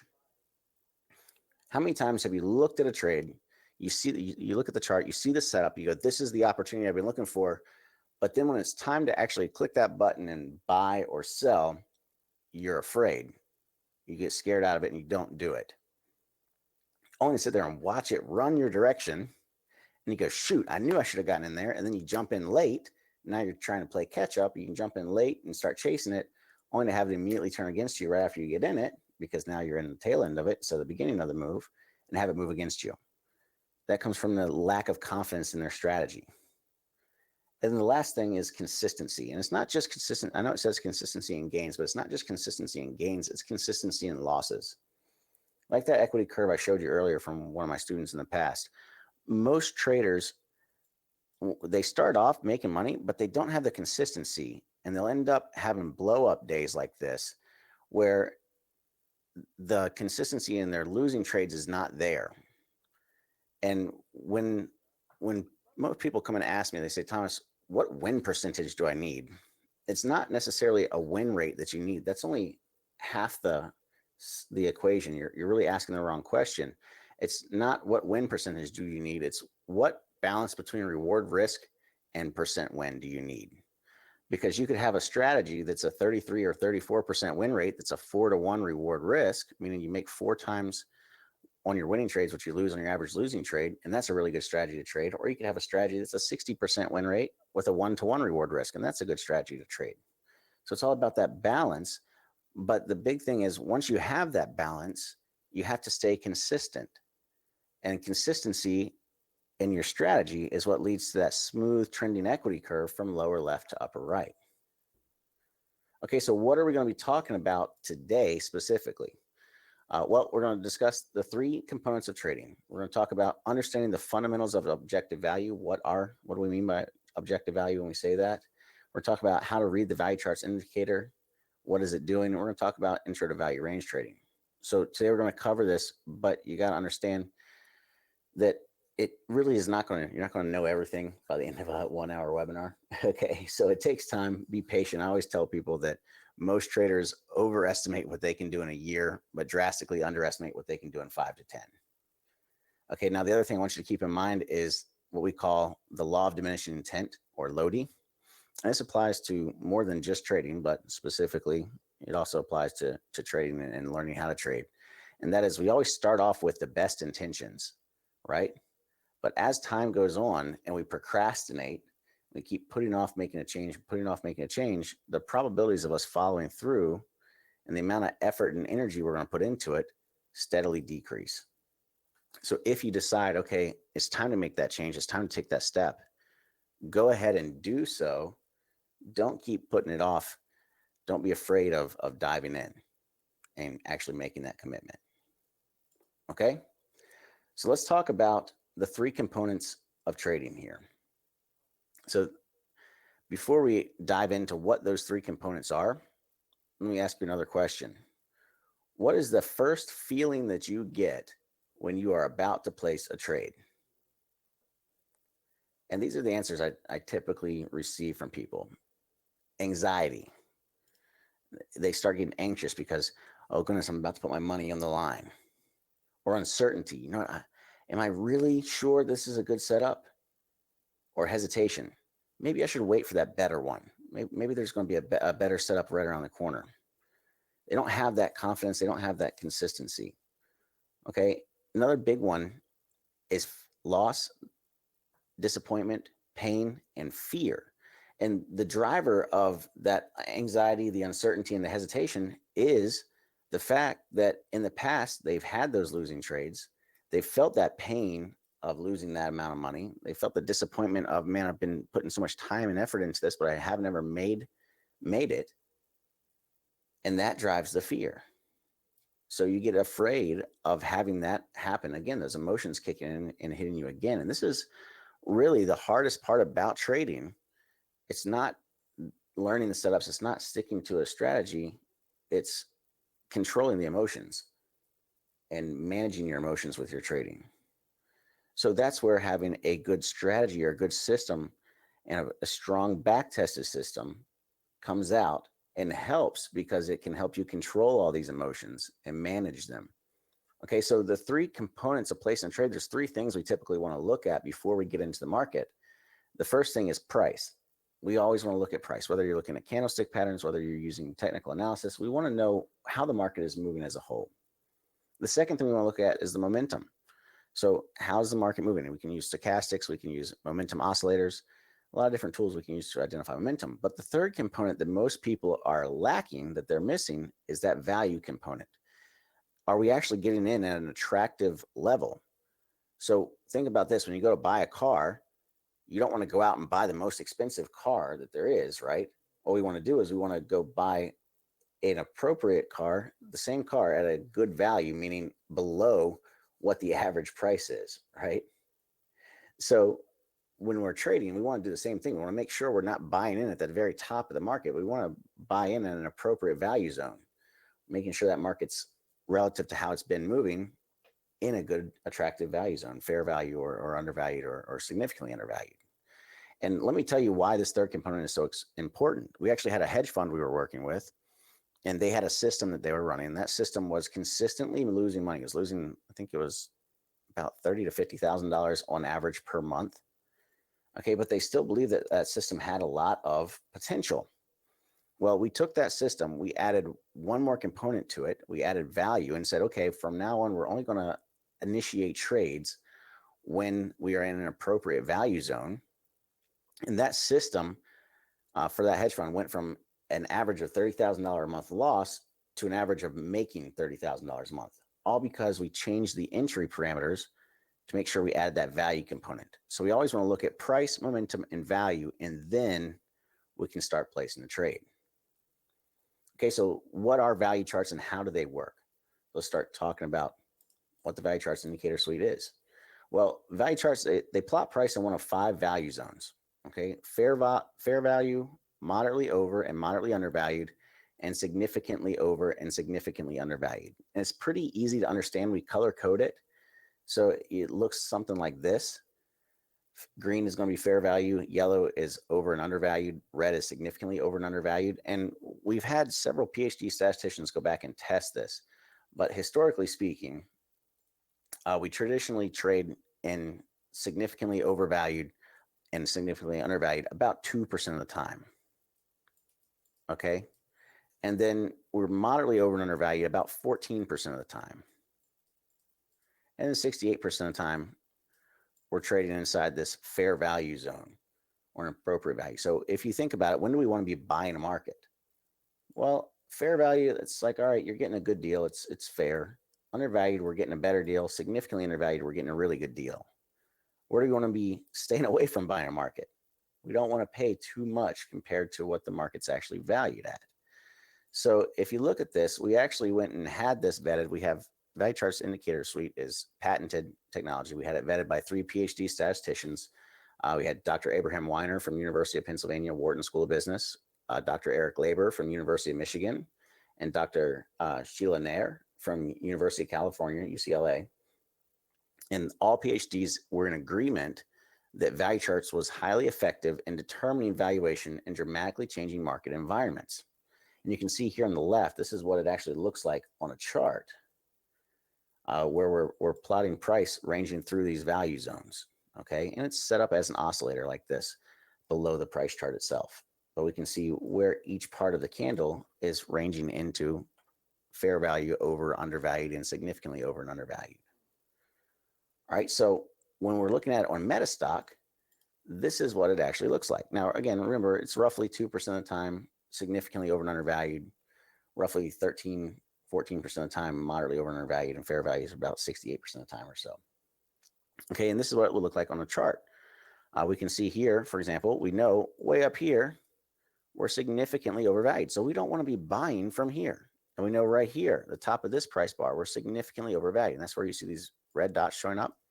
It means we're significantly overvalued. If there's a yellow dot above it, that means we're significant or moderately overvalued. And we're not wanting to establish a position from there. But once we pull back into the fair value zone down here, we're clear to be buying if we're looking to be buyers. Or if we're looking to buy in a market that's selling off, we want to be establishing those positions in significantly undervalued price zones, like there and there. Okay. Now, here's an example. One of the best ways of using this is we identify a trend. Once we know which way a market is heading, whether we're bullish or bearish, we can then look to use that bias and trade within the context of that bias. So this is Amazon, for example, and we're obviously trending up. So if we're in an uptrend in Amazon, when do we want to be establishing positions? We want to be buying undervalued, making sure we're getting in that attractive value zone, because that gives us a higher probability of the market moving our direction rather quickly. It means we can use tighter stops and we can have a higher expectation of, hey, it should start moving our direction fairly soon. So it lowers our risk and increases our potential reward. So for example, if we're trending up, when we pull down undervalued, for example, here, that means we're looking to buy down in here. Same thing here. We went undervalued there. Oops. Right here. We went undervalued on these price bars here, which were right there. Went undervalued again over here. And then our trend starts to change. We start going, instead of higher highs and higher lows, we change to lower highs and lower lows, which means we're then looking to establish shorts when we pop up overvalued until we change back to an uptrend over here. Okay, so again, what we're looking to do is enter at these attractive value zones within the context of a pre-established bias based on price action trend. So in this case, we're looking at value and price to determine entry. Now, remember what I tell you before, we want to look at price momentum and value, and that's where the NQ momentum indicator here comes into play, which we're going to dive into here in a little bit more detail in just a few. But let's talk about another strategy, because one other thing that people say is they go, well, Thomas, if it's so good at determining value, why don't we just sell it undervalued and buy it overvalued over and over and over again? And the answer is we can do that. That's what we call value range trading, but we want to make sure we do that in the correct market environment. Okay, so we use different strategies depending on the market environment that we're in. So value range trading, it's a great strategy to use and to implement when you find a market that's compressing. All right, and we determine compression based on price action. So essentially what we're looking to profit from are market fluctuations between that overvalued and undervalued zone. Now, really quick, before we move on, how do we determine compression based on price action? We look at pivot highs and lows. All right, and if we have a pivot high and then a pivot low, and then we start seeing pivots inside of that range of that previous pivot high and low. So here's the range, that highest high, this lowest low pivot. If we start pivoting around inside of there, we are in compression until we break through the highest high up here or break through the lowest low down here. All right, that's the quick and dirty way of determining compression based on price action. So we want to be careful, though, with this strategy. If we're going to do value range trading, make sure you're in the right market condition. Okay, we have to have a market trading inside of a range or in consolidation based on price action. If the market is trending, value range trading does not work nearly as well without implementing a directional bias, meaning we only want to be taking longs or we only want to be taking shorts. Okay, so here's a couple examples of what this looks like on a price chart. This is Tesla back when Tesla was chopping around. Okay, and what we can see here is we can look at, here's our pivot high and here's our pivot low, and we're ranging inside of there. So when we get overvalued, we'd look to sell here, and then we'll look to buy down undervalued, and then sell again our next overvalued cluster, and buy again on the next dip. Overvalued here, buy on the dip, sell it overvalued, buy on the dip. Now, if we want to take it one step further and we want to increase our probabilities even more, we only look to trade when we're ranging. We only look to trade this extremes, so significantly over and undervalued. So we would look at lower red price bar segment down here, means we're buying right there. Okay, and then we come up, we get significantly overvalued right here. Now, obviously, not every single setup is going to run our direction. And one thing you got to keep in mind with this, if we want to take it one step further and increase our odds even better, we wait for the setup to trigger. So once it hits significantly over undervalued, it should break that price bar's high if we're going long, or that price bar's low if we're going short, within 1 or 2 price bars. If it doesn't, we just go ahead and close the trade. So for example, we're selling up here on this one, but it does not break the low of that price bar. It doesn't break that candlestick's low. So we're not going to close the trade, or we're not going to hold on to that trade. We'll just go ahead and get out of it.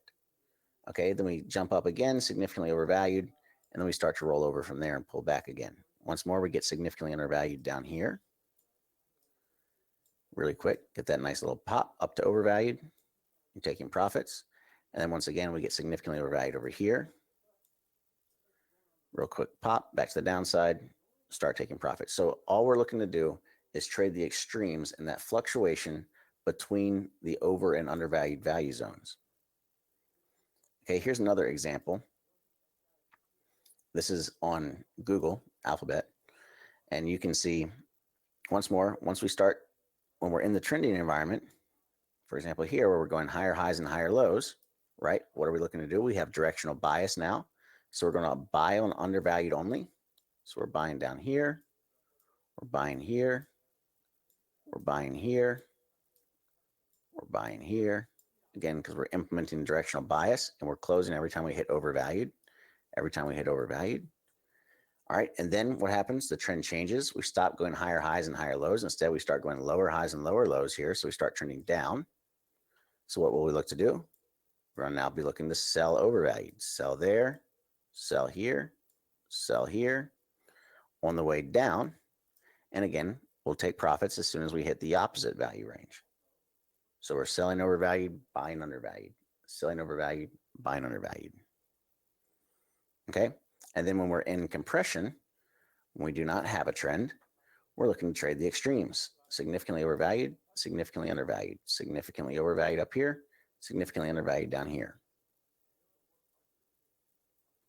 All right. Now, I'll be honest with you.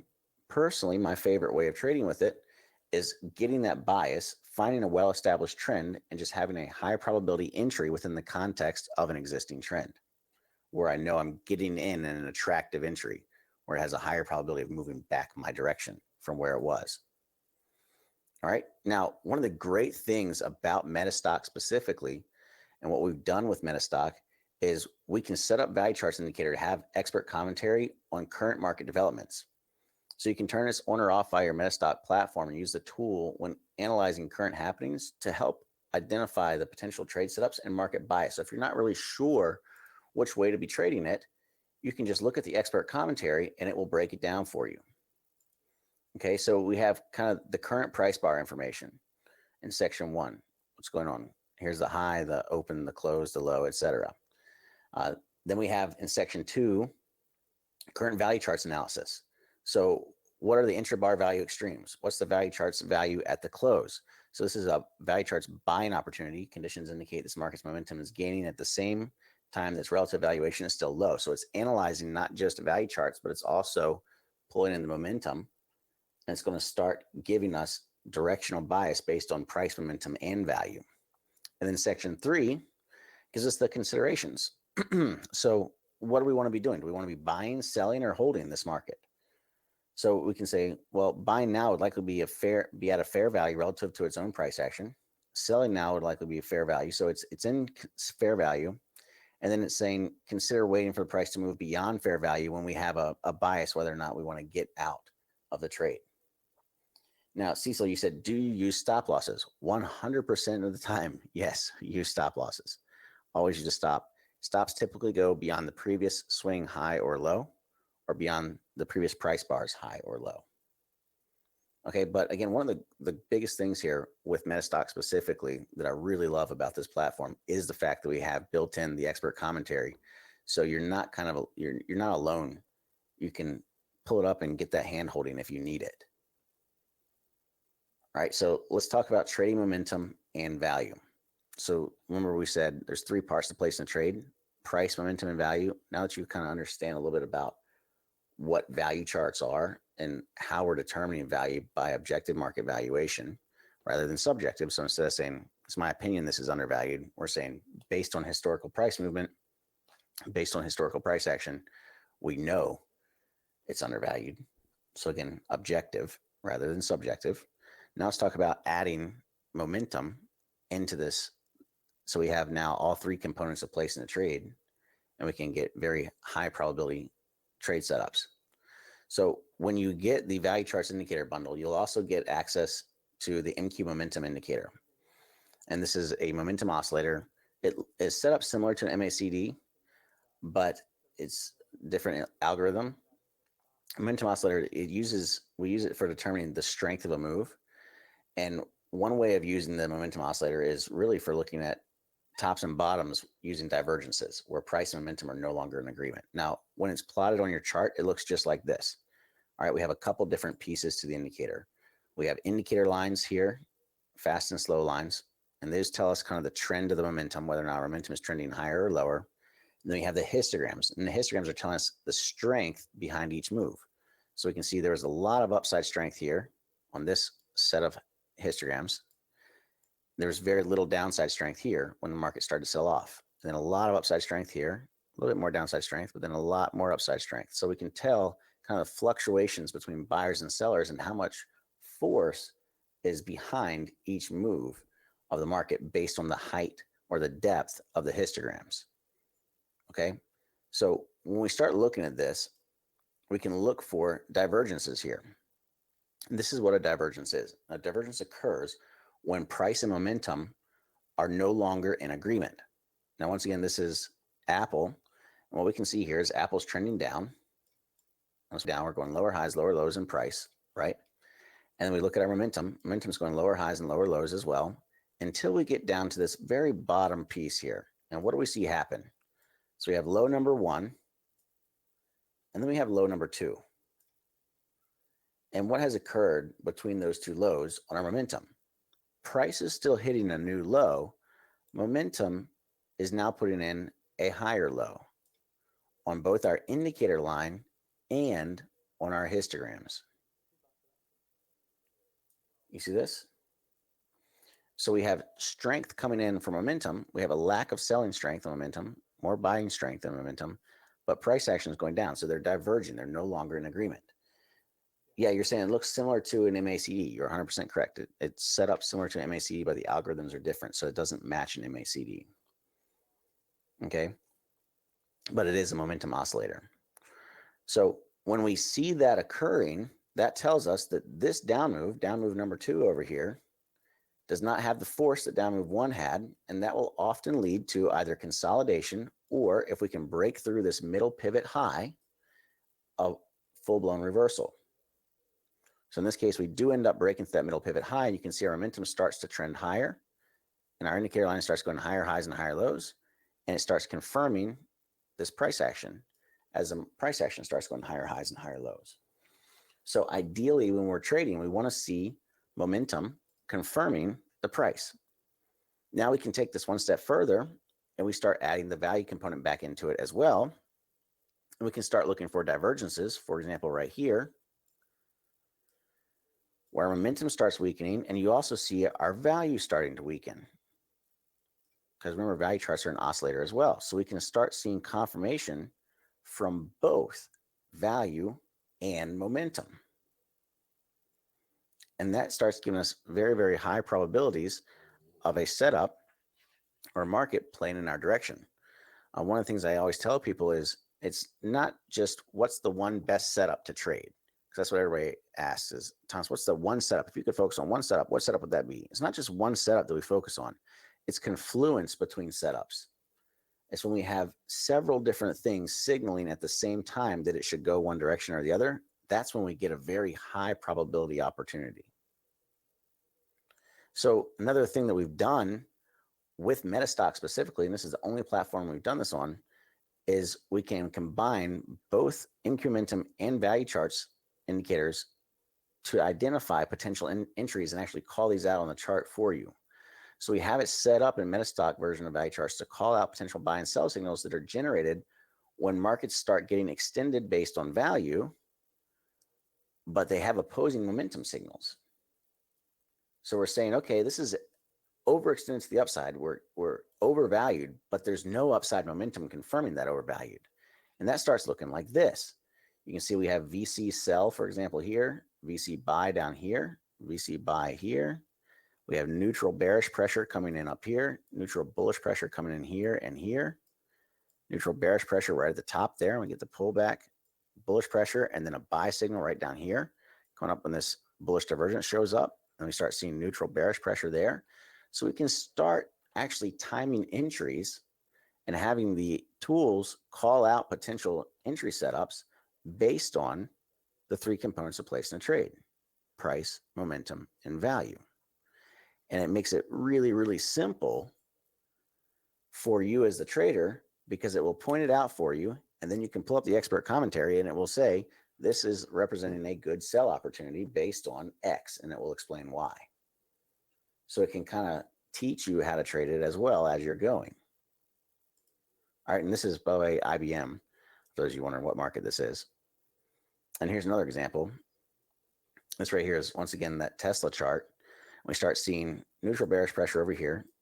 Then it starts to accelerate again. And we come down, neutral bullish pressure. We start to climb. We get a buy signal here before it rallies. Bullish pressure coming in. We start to climb. Bullish pressure coming in. We start to climb. Bearish pressure coming down. Bullish pressure right back up. We get a sell signal. The big arrow showing up right there at the top. And down we go. And that's coming off of this divergence here with both momentum and value, even though prices are equally high. Then we get, again, another sell signal right here. And away we go. We get neutral bearish pressure here, doesn't follow through. Bullish pressure here, consolidates, bearish pressure here. Okay, but it starts pointing out, once again, these entry opportunities, and it does a really good job of identifying potential longs and shorts for us. And we can actually go through and scan for these with MetaStock. Okay, so seeing how this works, is this kind of piquing your interest a little bit, and you're starting to understand, okay, this is why these traders can get such consistent results. For example, right here, this is Randy's equity curve. His trading very, very consistent. Again, trading based off price, momentum, and value. Trading credit spreads using value retracements. And we're trading the direction of the trend, but making sure we're entering at an attractive value zone. Here's another one. Remember, I told you there's one of the traders I worked with went from consistently losing money to running their own bond fund. This is her equity curve, Lori, and it's better than my equity curve. It's beautiful. One of the best ones I've ever seen. Hence why she runs a bond fund now. She's done really, really well. And this is Frederick's equity curve. Same thing, trading price, momentum, and value. This is Tom Trim. Same thing. Trading price, momentum, and value. And the other thing I always get asked, Thomas, what size account do I need to start trading? And I cannot legally say you should or shouldn't have any X size account, but I always show this example. This is Bill. Bill came in, he started with $1,772.52. All right, and you can see here's his broker statement, and this is a matter of about a month and a half. Took that $1,700 and turned it into just about 13 grand in a month and a half, trading once more price, momentum, and value. And then lastly, this is another one I like to show all the time. This is Dave Glissmeyer, and he was a friend of mine. He actually ended up passing away about a year or so ago. But he's one of my favorite success stories because he came in and he said, look, Thomas, I've never failed at anything in my life. I've always been successful at anything I set my mind to. I literally started a multi-million-dollar business from the ground up on credit cards. And he said, but you know what? The one thing that gets me is I'm unable to trade. It seems like the harder I try, the worse I do. And with that being said, before he passed away, he was able to realize his goal and hit his dream of becoming a professional trader, meaning he was paying his bills based off of trading. And he was averaging a little over $3,500 a week or so in profits. All right, so my question for you then is, seeing all this, are you ready? You see how this can help? If you're tired of just looking at other people that are successful, are you ready to maximize your profitability, increase your consistency, and grow your confidence? When we have patented tools that have been verified by statisticians over years and years and years of data. That should help greatly increase your confidence and make it so you're no longer sitting on the sidelines going, man, I should have taken that trade. You'll be, I'm in that trade. All right. With that being said, we do a special here whenever we work with Jeff and MetaStock, and we say, look, if you go to metastock.com/value charts A, you can get the entire MetaStock value charts add-on for $9.97. Plus, we give you a bonus. We give you access to the value trading boot camp, where you can come in and learn specifically. There's an entire workshop on different value trading setups and incorporating the value charts indicators into your trading. You can also call MetaStock at 1-800-882-3040, and Jeff will help you with getting everything set up there. If you need help, you can also email support@metastock.com. And a couple things I always want to address here whenever I do a webinar is, but what if? So what if it's bad time and don't have the money right now? Well, I'll tell you right now, it's never going to be the right time. And a lot of times people are just trying to rationalize why they don't want to do something. And I would encourage you to really look at your reasoning for not doing something, for not taking a step, and say, you know what, do I really not have the money, or is it really just me trying to get out of it? Or I'm not sure it will work for me is another one that comes up a lot. Thomas, I've tried so many different things. I've gone through so many different workshops and webinars. I don't know if it's going to work for me. I'll tell you this, you're 100% right. If you're not coachable, you're not willing to make a change, you're not willing to commit, and it's never going to work for you. But we've helped thousands of traders from around the world, and the ones that do commit and put in the effort, it does work for them. There's no reason that you shouldn't be able to do it as well. And then the final one I put in here is, I need to talk to my spouse. And this is honestly one of the number one excuses I use to justify not doing things. When I don't want to go do something, say, hey, let me go talk to my wife, Dora, and I'll get back to you. But really, it's that underlying, a lot of times that underlying fear of commitment of what if I do actually give it my all and I still don't make it? And don't allow that to keep you from taking a step. So again, metastock.com/value charts A, or you can call them at 1-800-882-3040 to get the value charts add-on. But with that being said, I'll answer any questions if anybody has any. Again, Cecil, you were asking, do you use stop losses? Yes, always use stop loss. I'll tell you a story. There's a guy I was doing a mentorship with earlier this year, and we were in one of the most volatile market environments we've seen in the past 20 years, right? And the market was ripping one way or the other every time we would get a new tweet regarding a China trade deal. Okay. And this individual, the very first thing I told him when we first started working together was, look, you need to have stops in place. And he said, I don't want to use stops. I feel like every time the market moves, it targets my stops and goes and hits me and then goes and moves my direction. I said, you need to have a catastrophic stop in place in case something happens. I always recommend this to everyone. Now, what he ended up doing is he went on vacation and he had on a position, I believe it was 75 contracts long, the E-mini S&P. And he went on vacation without a stop in place and ended up losing over $250,000 in a day. So in order to answer your question, Cecil, I always tell everyone, always use a stop. Okay. Even if you're just putting that catastrophic stop in place, you don't want to have that catastrophe happen, that thing happen where you're not protected. Same thing happened a couple of years ago when we had the Swiss franc. It was unpinned from being tied to the euro. It was pegged to the euro price, right? And they took it off and it went through the roof, and it bankrupted a lot of brokers because so many people didn't have stops in place, and it had just a parabolic move in one night. So again, stops are always your friend. Again, at first glance, MQ indicator looks like MACD. MQ momentum looks like MACD because it's set up the same way with indicator lines and histograms. That being said, again, the algorithms for calculating those indicator lines and histograms are totally different. This is specifically for MetaStock.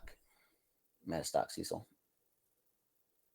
How do we use this along with Steve Bigelow's signals and patterns? Will this be considered too much data? Not necessarily. Again, what you're looking for, especially, for example, when you're looking at J hooks and stuff, if you get a fair value J hook or even a retracement that pulls back into undervalued, you can combine that to make sure that you're entering at an attractive value zone, or make sure you're not buying, for example, from significantly overvalued.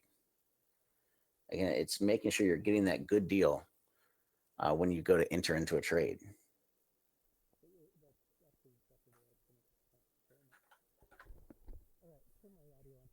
Both to here. So are they following value chart strategy or others on Basecamp trading? Both.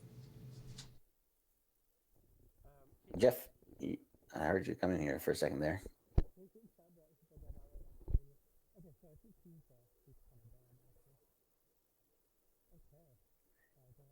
Any other questions?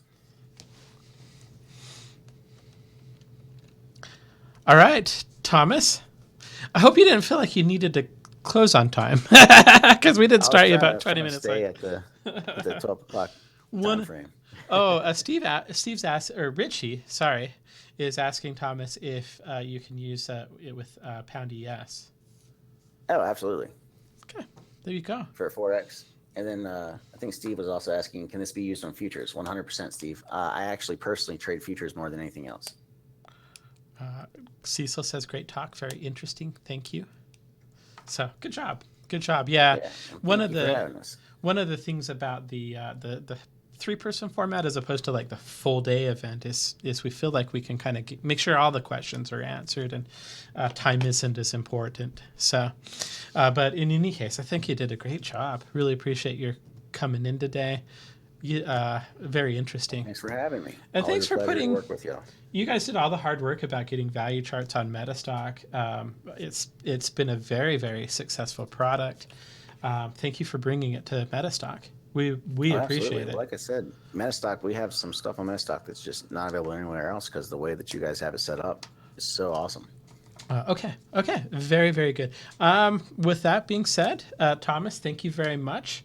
I'm going to go into a little bit more. I really liked your answer, Thomas, because that's actually the way I use it with Steve Bigelow signals is you have the scans in MetaStock, and I'll show this for a second, but actually maybe I'll just kind of roll this into the part of the presentation. You have the scans that allow you to see things that are all very overbought or very oversold. You can scan that, get your list of things that you want to scan for the candle patterns for Steve, and they actually meld very, very well together. It just adds another component to it. So we thought your answer was awesome. That was exactly the answer I was going to have if that question came to me. So in any case, let's go ahead and kind of make me the presenter. Looks like Tom is gone. Okay, so value charts, as Tom was talking about, uses their proprietary patented technology.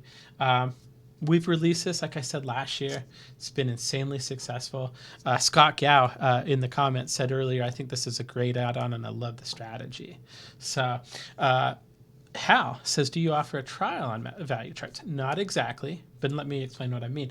So with all of the products you purchase as a one-time cost, we offer a 30-day money-back guarantee on them.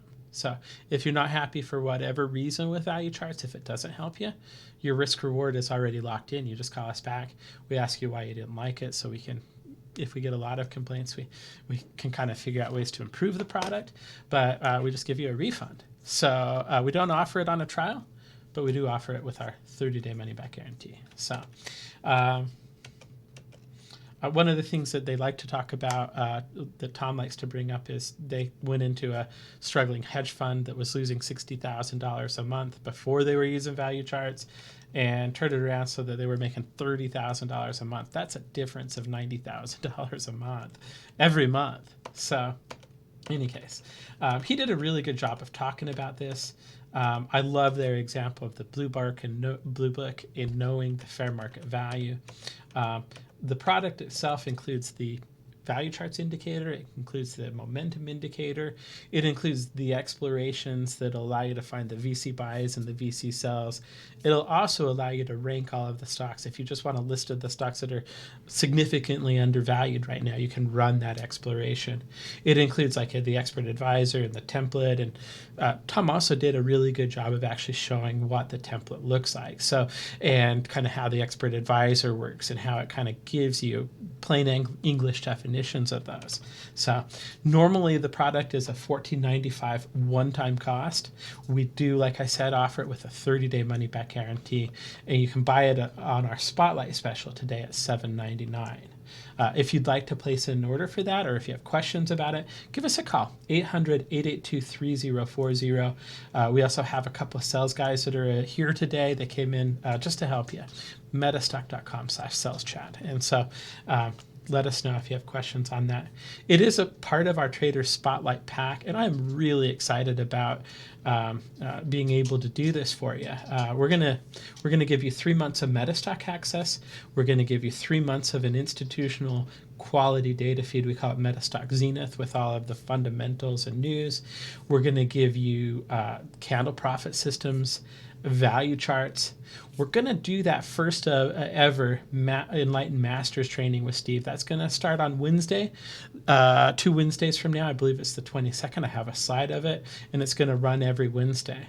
I'm really excited about that as well. We've done a few of these master series, and one of the things that I thought we could always do to really help customers out is put Steve in front of people. You know, I feel like I've been very, very lucky in the fact that I've been able to travel around with Steve and get all of the knowledge that he has with the different sessions that we've done, really understand the T-line.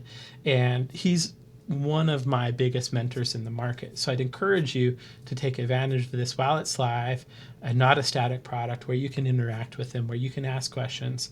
And all of that. You'll also get some training on how to use MetaStock. We'll actually have one of our support people get in touch with you, help you make sure everything's installed properly, help make sure you understand how to use it, and that'll happen immediately. If you bought all this stuff separately, it would cost you about $3,544, and it would be worth it. But here at the Spotlight, as kind of the promotion that we're doing today, you can get it for $1,597. So to take advantage of that, again, give us a call at 800-882-3040, or get online with us at metastock.com/sales chat. Okay.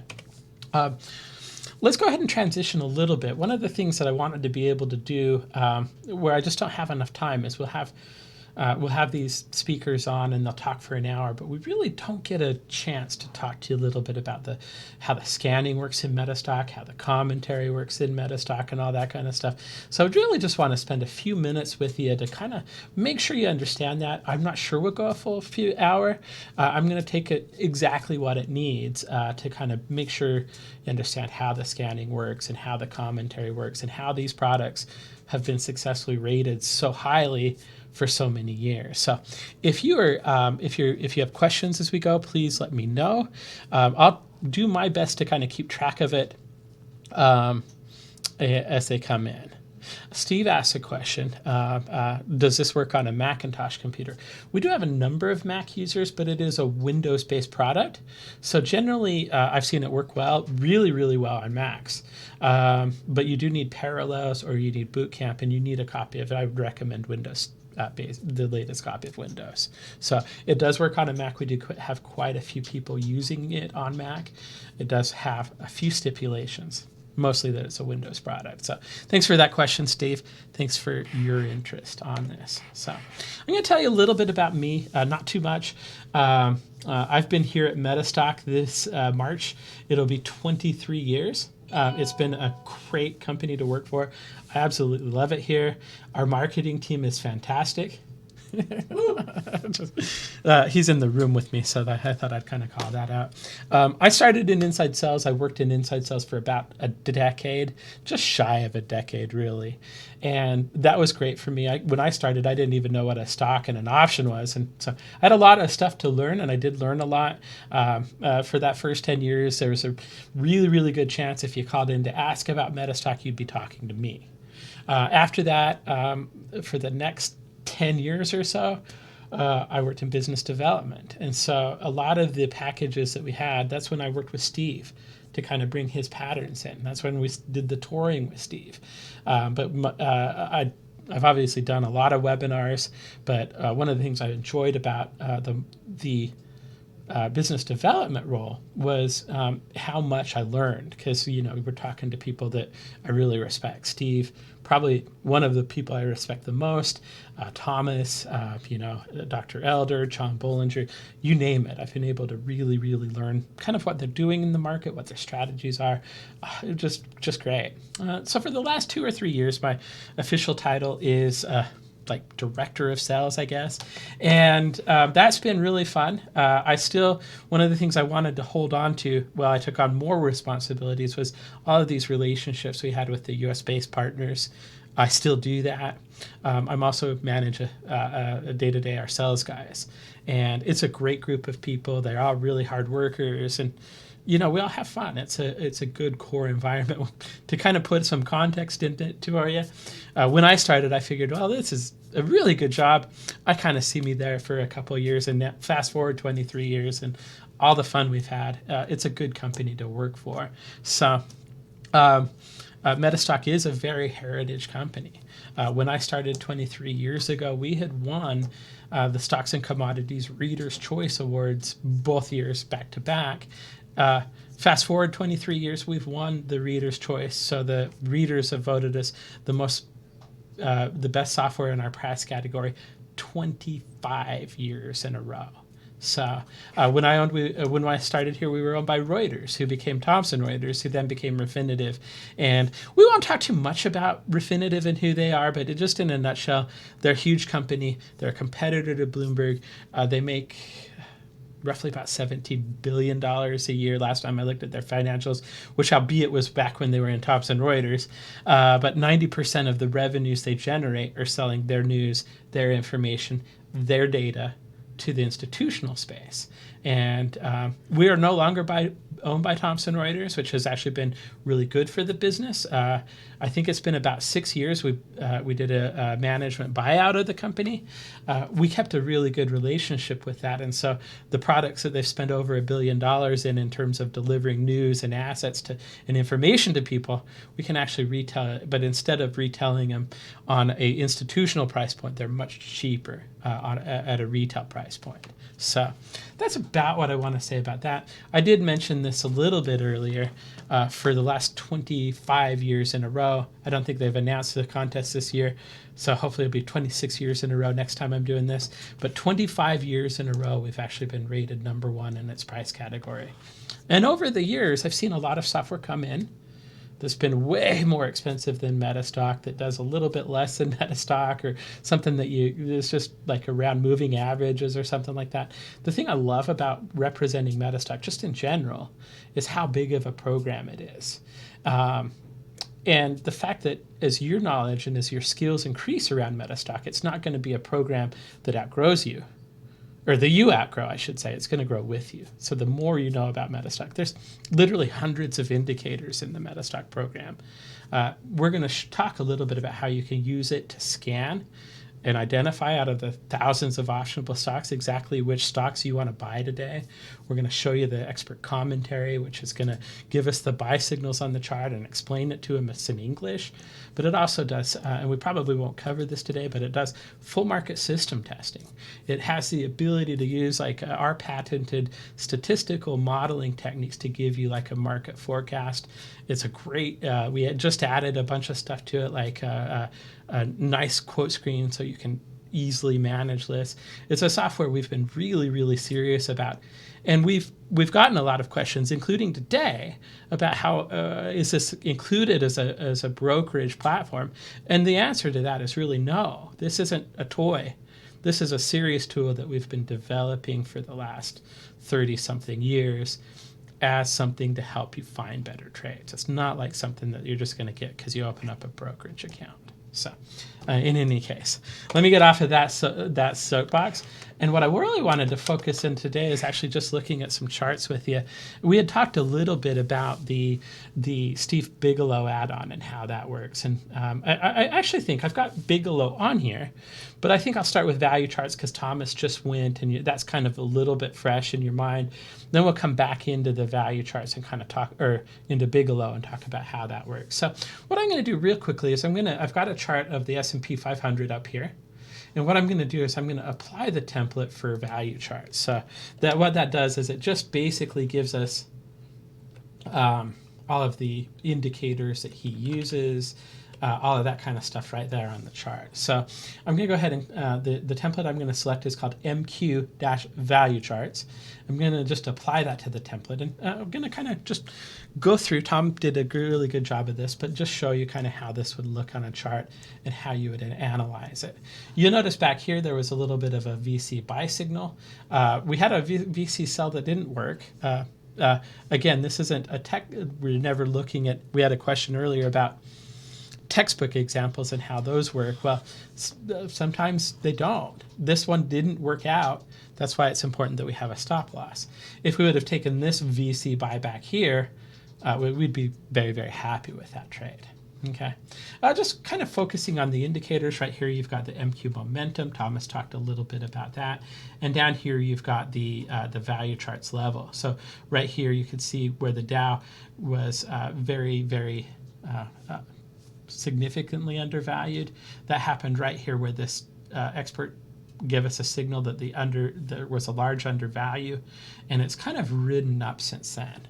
Okay. The other thing that we have in MetaStock is the ability to look at our expert advisor. So I'm going to go ahead. I'm going to show you how that works. I'm going to go into the expert advisor. I'm going to go into the commentary.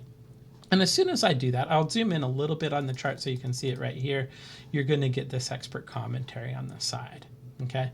Right now, what it's telling us is that current bar information that he was giving us. Right now, if we're looking at the S&P 500, it is in the extreme. It was heavily overvalued, but where it closed was actually fairly valued. Okay, it does the analysis for you. It gives you the things to consider. And you'll notice there's a lot of really, really instructive text in here, right? But it's all pretty plain English. So if we're looking to buy right now, our buying now would likely be at a fair value relative to its own price. If we're looking at selling now, it would be at a fair value to its own price. So what we try and do with this expert advisor, I can apply this to any day. So if I was to move this triangle over to like this bar where we had this significant undervalue, it's going to tell us on this bar here we were significantly undervalued, and it's going to give us our buying conditions and our selling considerations as well. So buying it now would take advantage of its current slightly relative good value per value charts. And it just kind of breaks that down for it.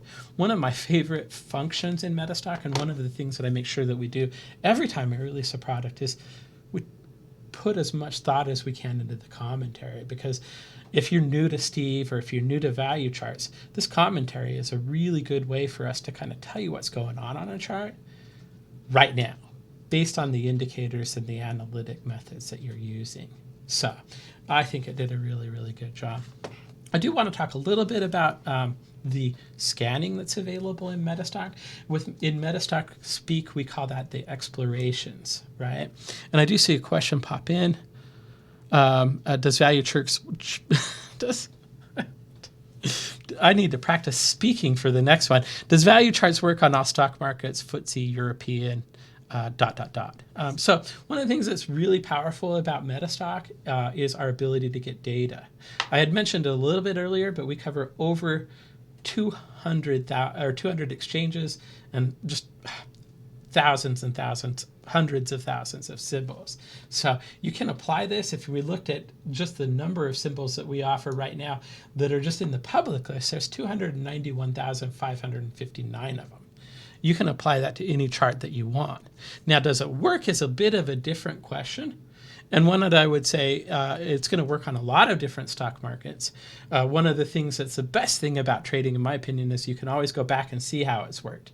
And you can always test it with MetaStock as well, right? So pull up your favorite stock. You're going to find, or whatever stocks you want to look at, you're going to find that it works well with certain stocks and not with others. And my advice to you would be to focus on the ones that work, right? It's just good advice. Focus on what works. So can you get the data and does it work? Yes. Make sure you kind of do the due diligence of looking at the charts and making sure it works, because likely if you look at 3 or 4 stocks, 3 of them will work well and 1 of them won't. It's a made up number. But generally, what you want to be able to do is indicators. And one of the things that I've learned is stocks. Different people trade different stocks. So like your Apple is going to have an inherently different personality than, like, let's say Caterpillar or whatever, right? So what we want to be able to do is match the methodologies that we're using to the stocks that they work well. And system testing is a really, really good tool for that.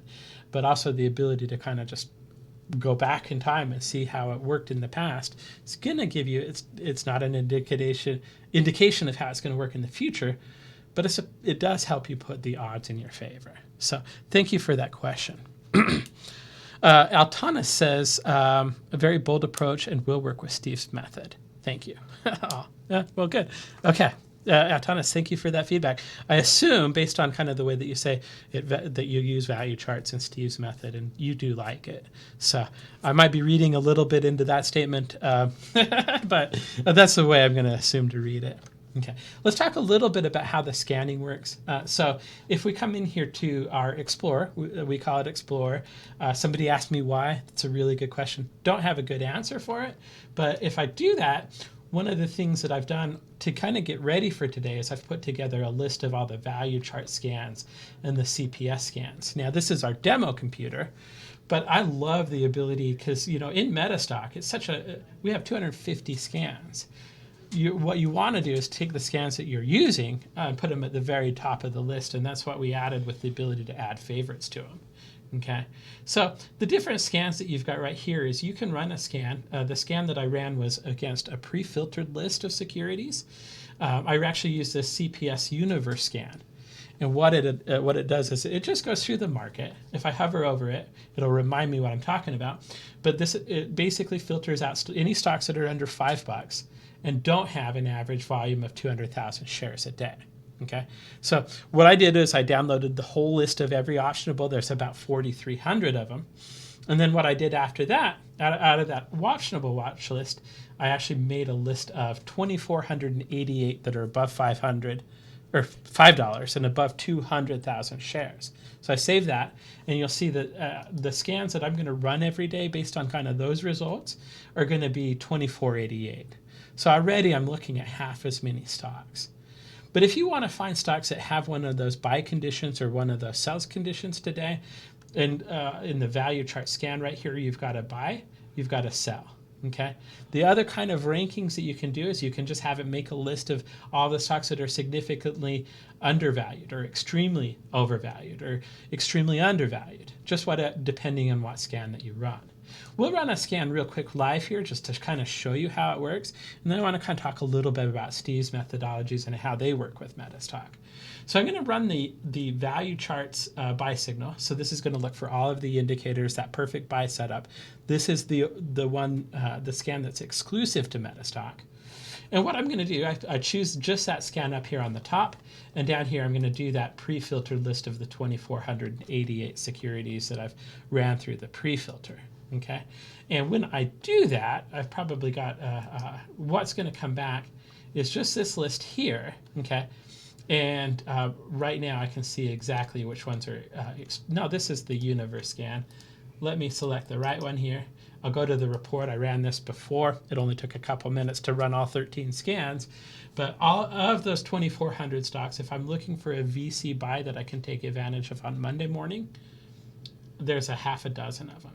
So again, what I've been able to do with MetaStock is just focus on the opportunities I want to see. I can ignore the other 2,400 securities. These are the 12 or so that I want to look at on Monday morning. And that's one of the things I love about scanning. A lot of platforms have scanning. What a lot of platforms can't do is full market scanning. So you might have a watch list with like 400 stocks on it. And you can scan against that watch list, but it doesn't give you the ability to look at the full thing. Again, with MetaStock, you can do that. So I'm going to transition a little bit, but it's not going to change a lot. We'll just talk about Steve stuff. So where I had applied the value charts template to MetaStock before, what I'm going to do now is I'm going to attach the candle profit strategies. Okay, and I think I'm going to kind of go back to that list for you.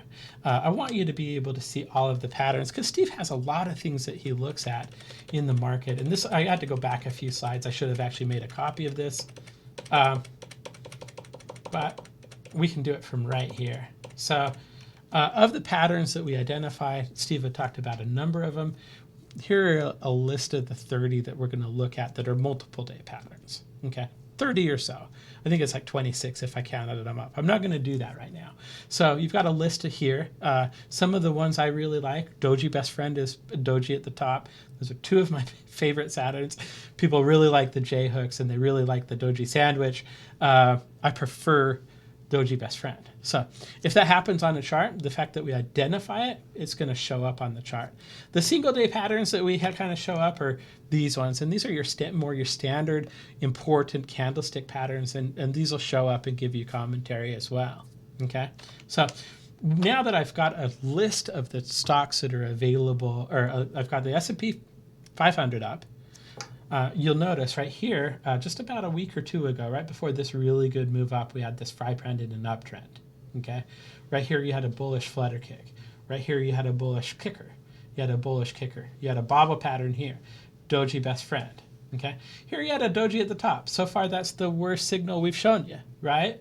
And again, like I kind of commented in the chat, none of these are cherry picked. Once MetaStock decides this is a Doji at the top, this is a Doji at the top. It's not going to kind of change its mind later on because the stock didn't top out.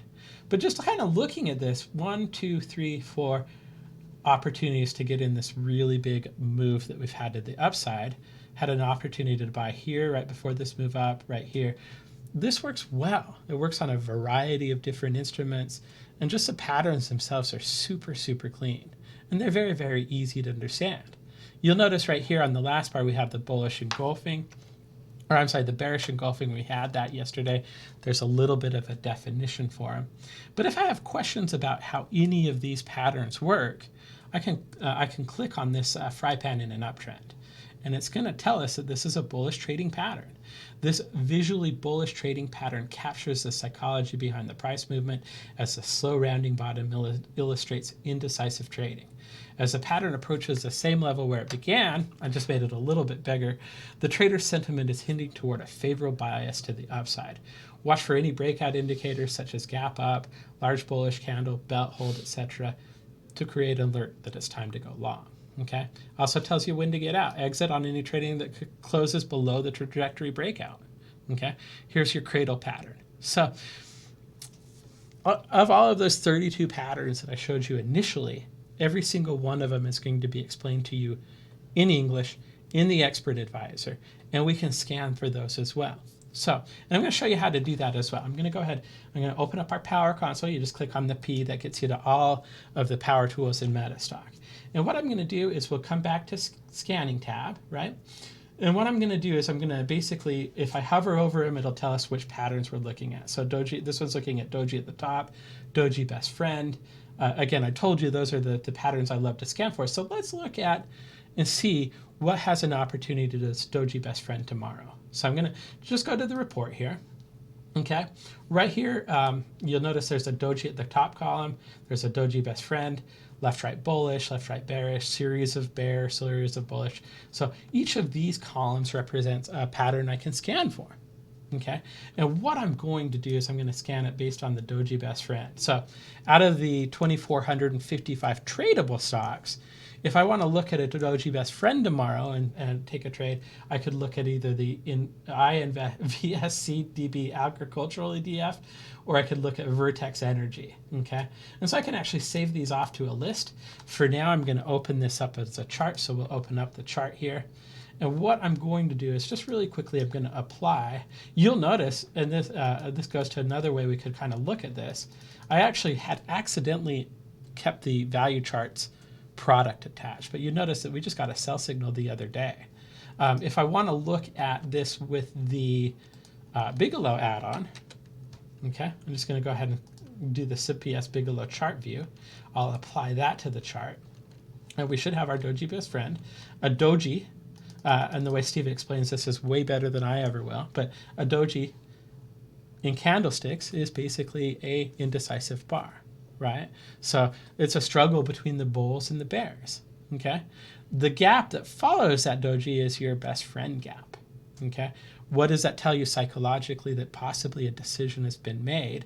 That's what actually gives us the doji best friend, okay? And we want to trade the decision, not the indecision. One of the reasons I love Steve is he's very, very he likes to trade those decisive moves, and all of his patterns are built around those decisive moves. So you'll notice here we do have a commentary again. It does a really, really good job of explaining those patterns for you. When you see these enhancements, the idea here is we've created a scan. We have two stocks we want to look at. How do we decide between the two of them? Well, the further away the doji occurs below the 8 EMA, the higher the probability. So we could look for that. Or we could look if the day after the doji gapped up above the T line or closes above the T line, the higher the probability of success. Okay. And again, this is just a scan. We ran this scan because it's today. We wanted to find something for Monday. But looking back at the histories, I see one bad doji best friend right here. This had a doji best friend and it didn't continue to go up. This left-right bearish combo was a pretty good signal that the stock was going to turn around, and it did. Right here you had a T-line crunch and the stock continued to rally. Right here you had the bobble pattern and the stock took off from there. So I love this thing.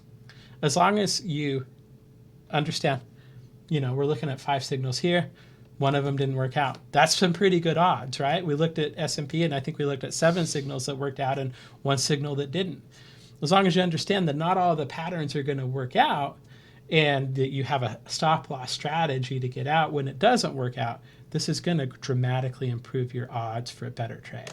So very, very proud of this pattern, this plugin. The fact that it's been rated so highly in stocks and commodities, that it's been reviewed so highly, the fact that it's been an insanely successful. Oh, well, hell, oops, sorry, Greg. Just the fact that I use it almost every day to kind of help me identify trades should say a lot. So, again, if you don't have CPS yet, you should get it. It's $4.99 here. It's $4.99 normally, $3.99 as part of the Spotlight special.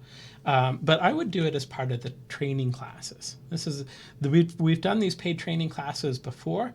We've never done them with Steve. I've been wanting to get Steve involved in these training classes because I've learned personally so much from him. I want to be able to get that knowledge out to people.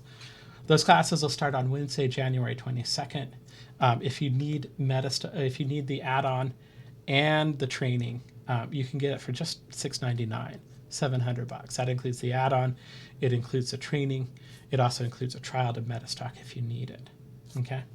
I would recommend though that you go with the full offer. And Value Charts has been well rated. MetaStock, 25 years in a row, it's been rated #1, right? And you can get MetaStock. You can get 2 of our most powerful add-ons. You can get some first of its kind training that's available live in a webinar classroom environment where we can sit and answer any questions that you've got. You get that Zenith real-time news. You get Unleash the Power. We're going to have a technician that actually gives you a phone call, helps you make sure everything's set up. And normally if you bought all of this separately, it would be $35.44. If you buy it here at the Spotlight, it's $15.97. And that's not much. I've seen classes that get sold for people that are way less experienced and way less, I'll say, good than Steve for tens of thousands of dollars. This will get you really good training. It'll get you the software that's been rated #1 in its price category for 25 years in a row. It'll get you an institutional quality newsfeed and 2 of our best add-ons. 2 of the ones that have year over year sold better than just about anything else we offer. And it's only $15.97. So you can give us a call, 800-882-3040, or you can visit us online at metastock.com/saleschat. We are here and happy to help you. And I hope you do join MetaStock, and I hope you do like it as much as I do. I've been neglecting the questions a little bit, so let's go see what we've got. Scott says, I was wondering what Jeff and MetaStock thought of the Steve Bigelow scans and Candlestick patterns work with the undervalued scans of value charts. Yeah, that's one of the things that I really, really like. You can go in, and this was really one of the things. Ken had answered this question, and he answered it exactly the same way I would have answered it. So if I want to find stocks that I want to buy, like I want to buy maybe this Doji best friend. I don't like this one. The reason I don't like this one is the wick is almost beneath this close. I'd look at the other example. But if I wanted to kind of make a list of the stocks that were right now significantly undervalued first, I could run that as a scan. And then I could scan for opportunities that actually built, that I knew were significantly undervalued. And then I could look for buy signals with Steve. They would match really, really well together. So Richie says, that is a daily on the spider. Can you show that on the weekly? You bet. So let's go ahead and do that real quick. I'm going to go ahead and let's go back to, I think I still have the chart open underneath this chart. If not, we can open it fairly easily. MetaStock does open charts for you.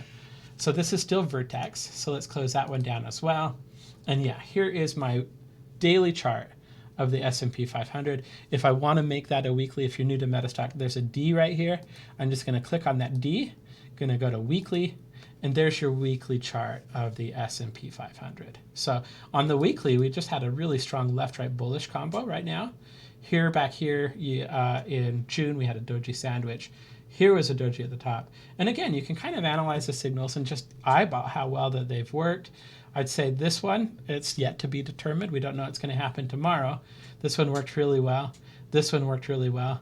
This one worked really well. This one worked really well. This one, not so well.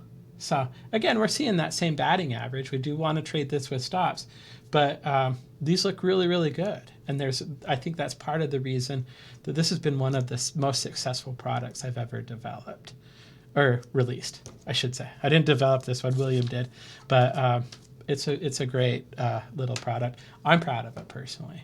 And I'm really, really excited for these Master Series trading sessions that we're going to do with Steve coming up.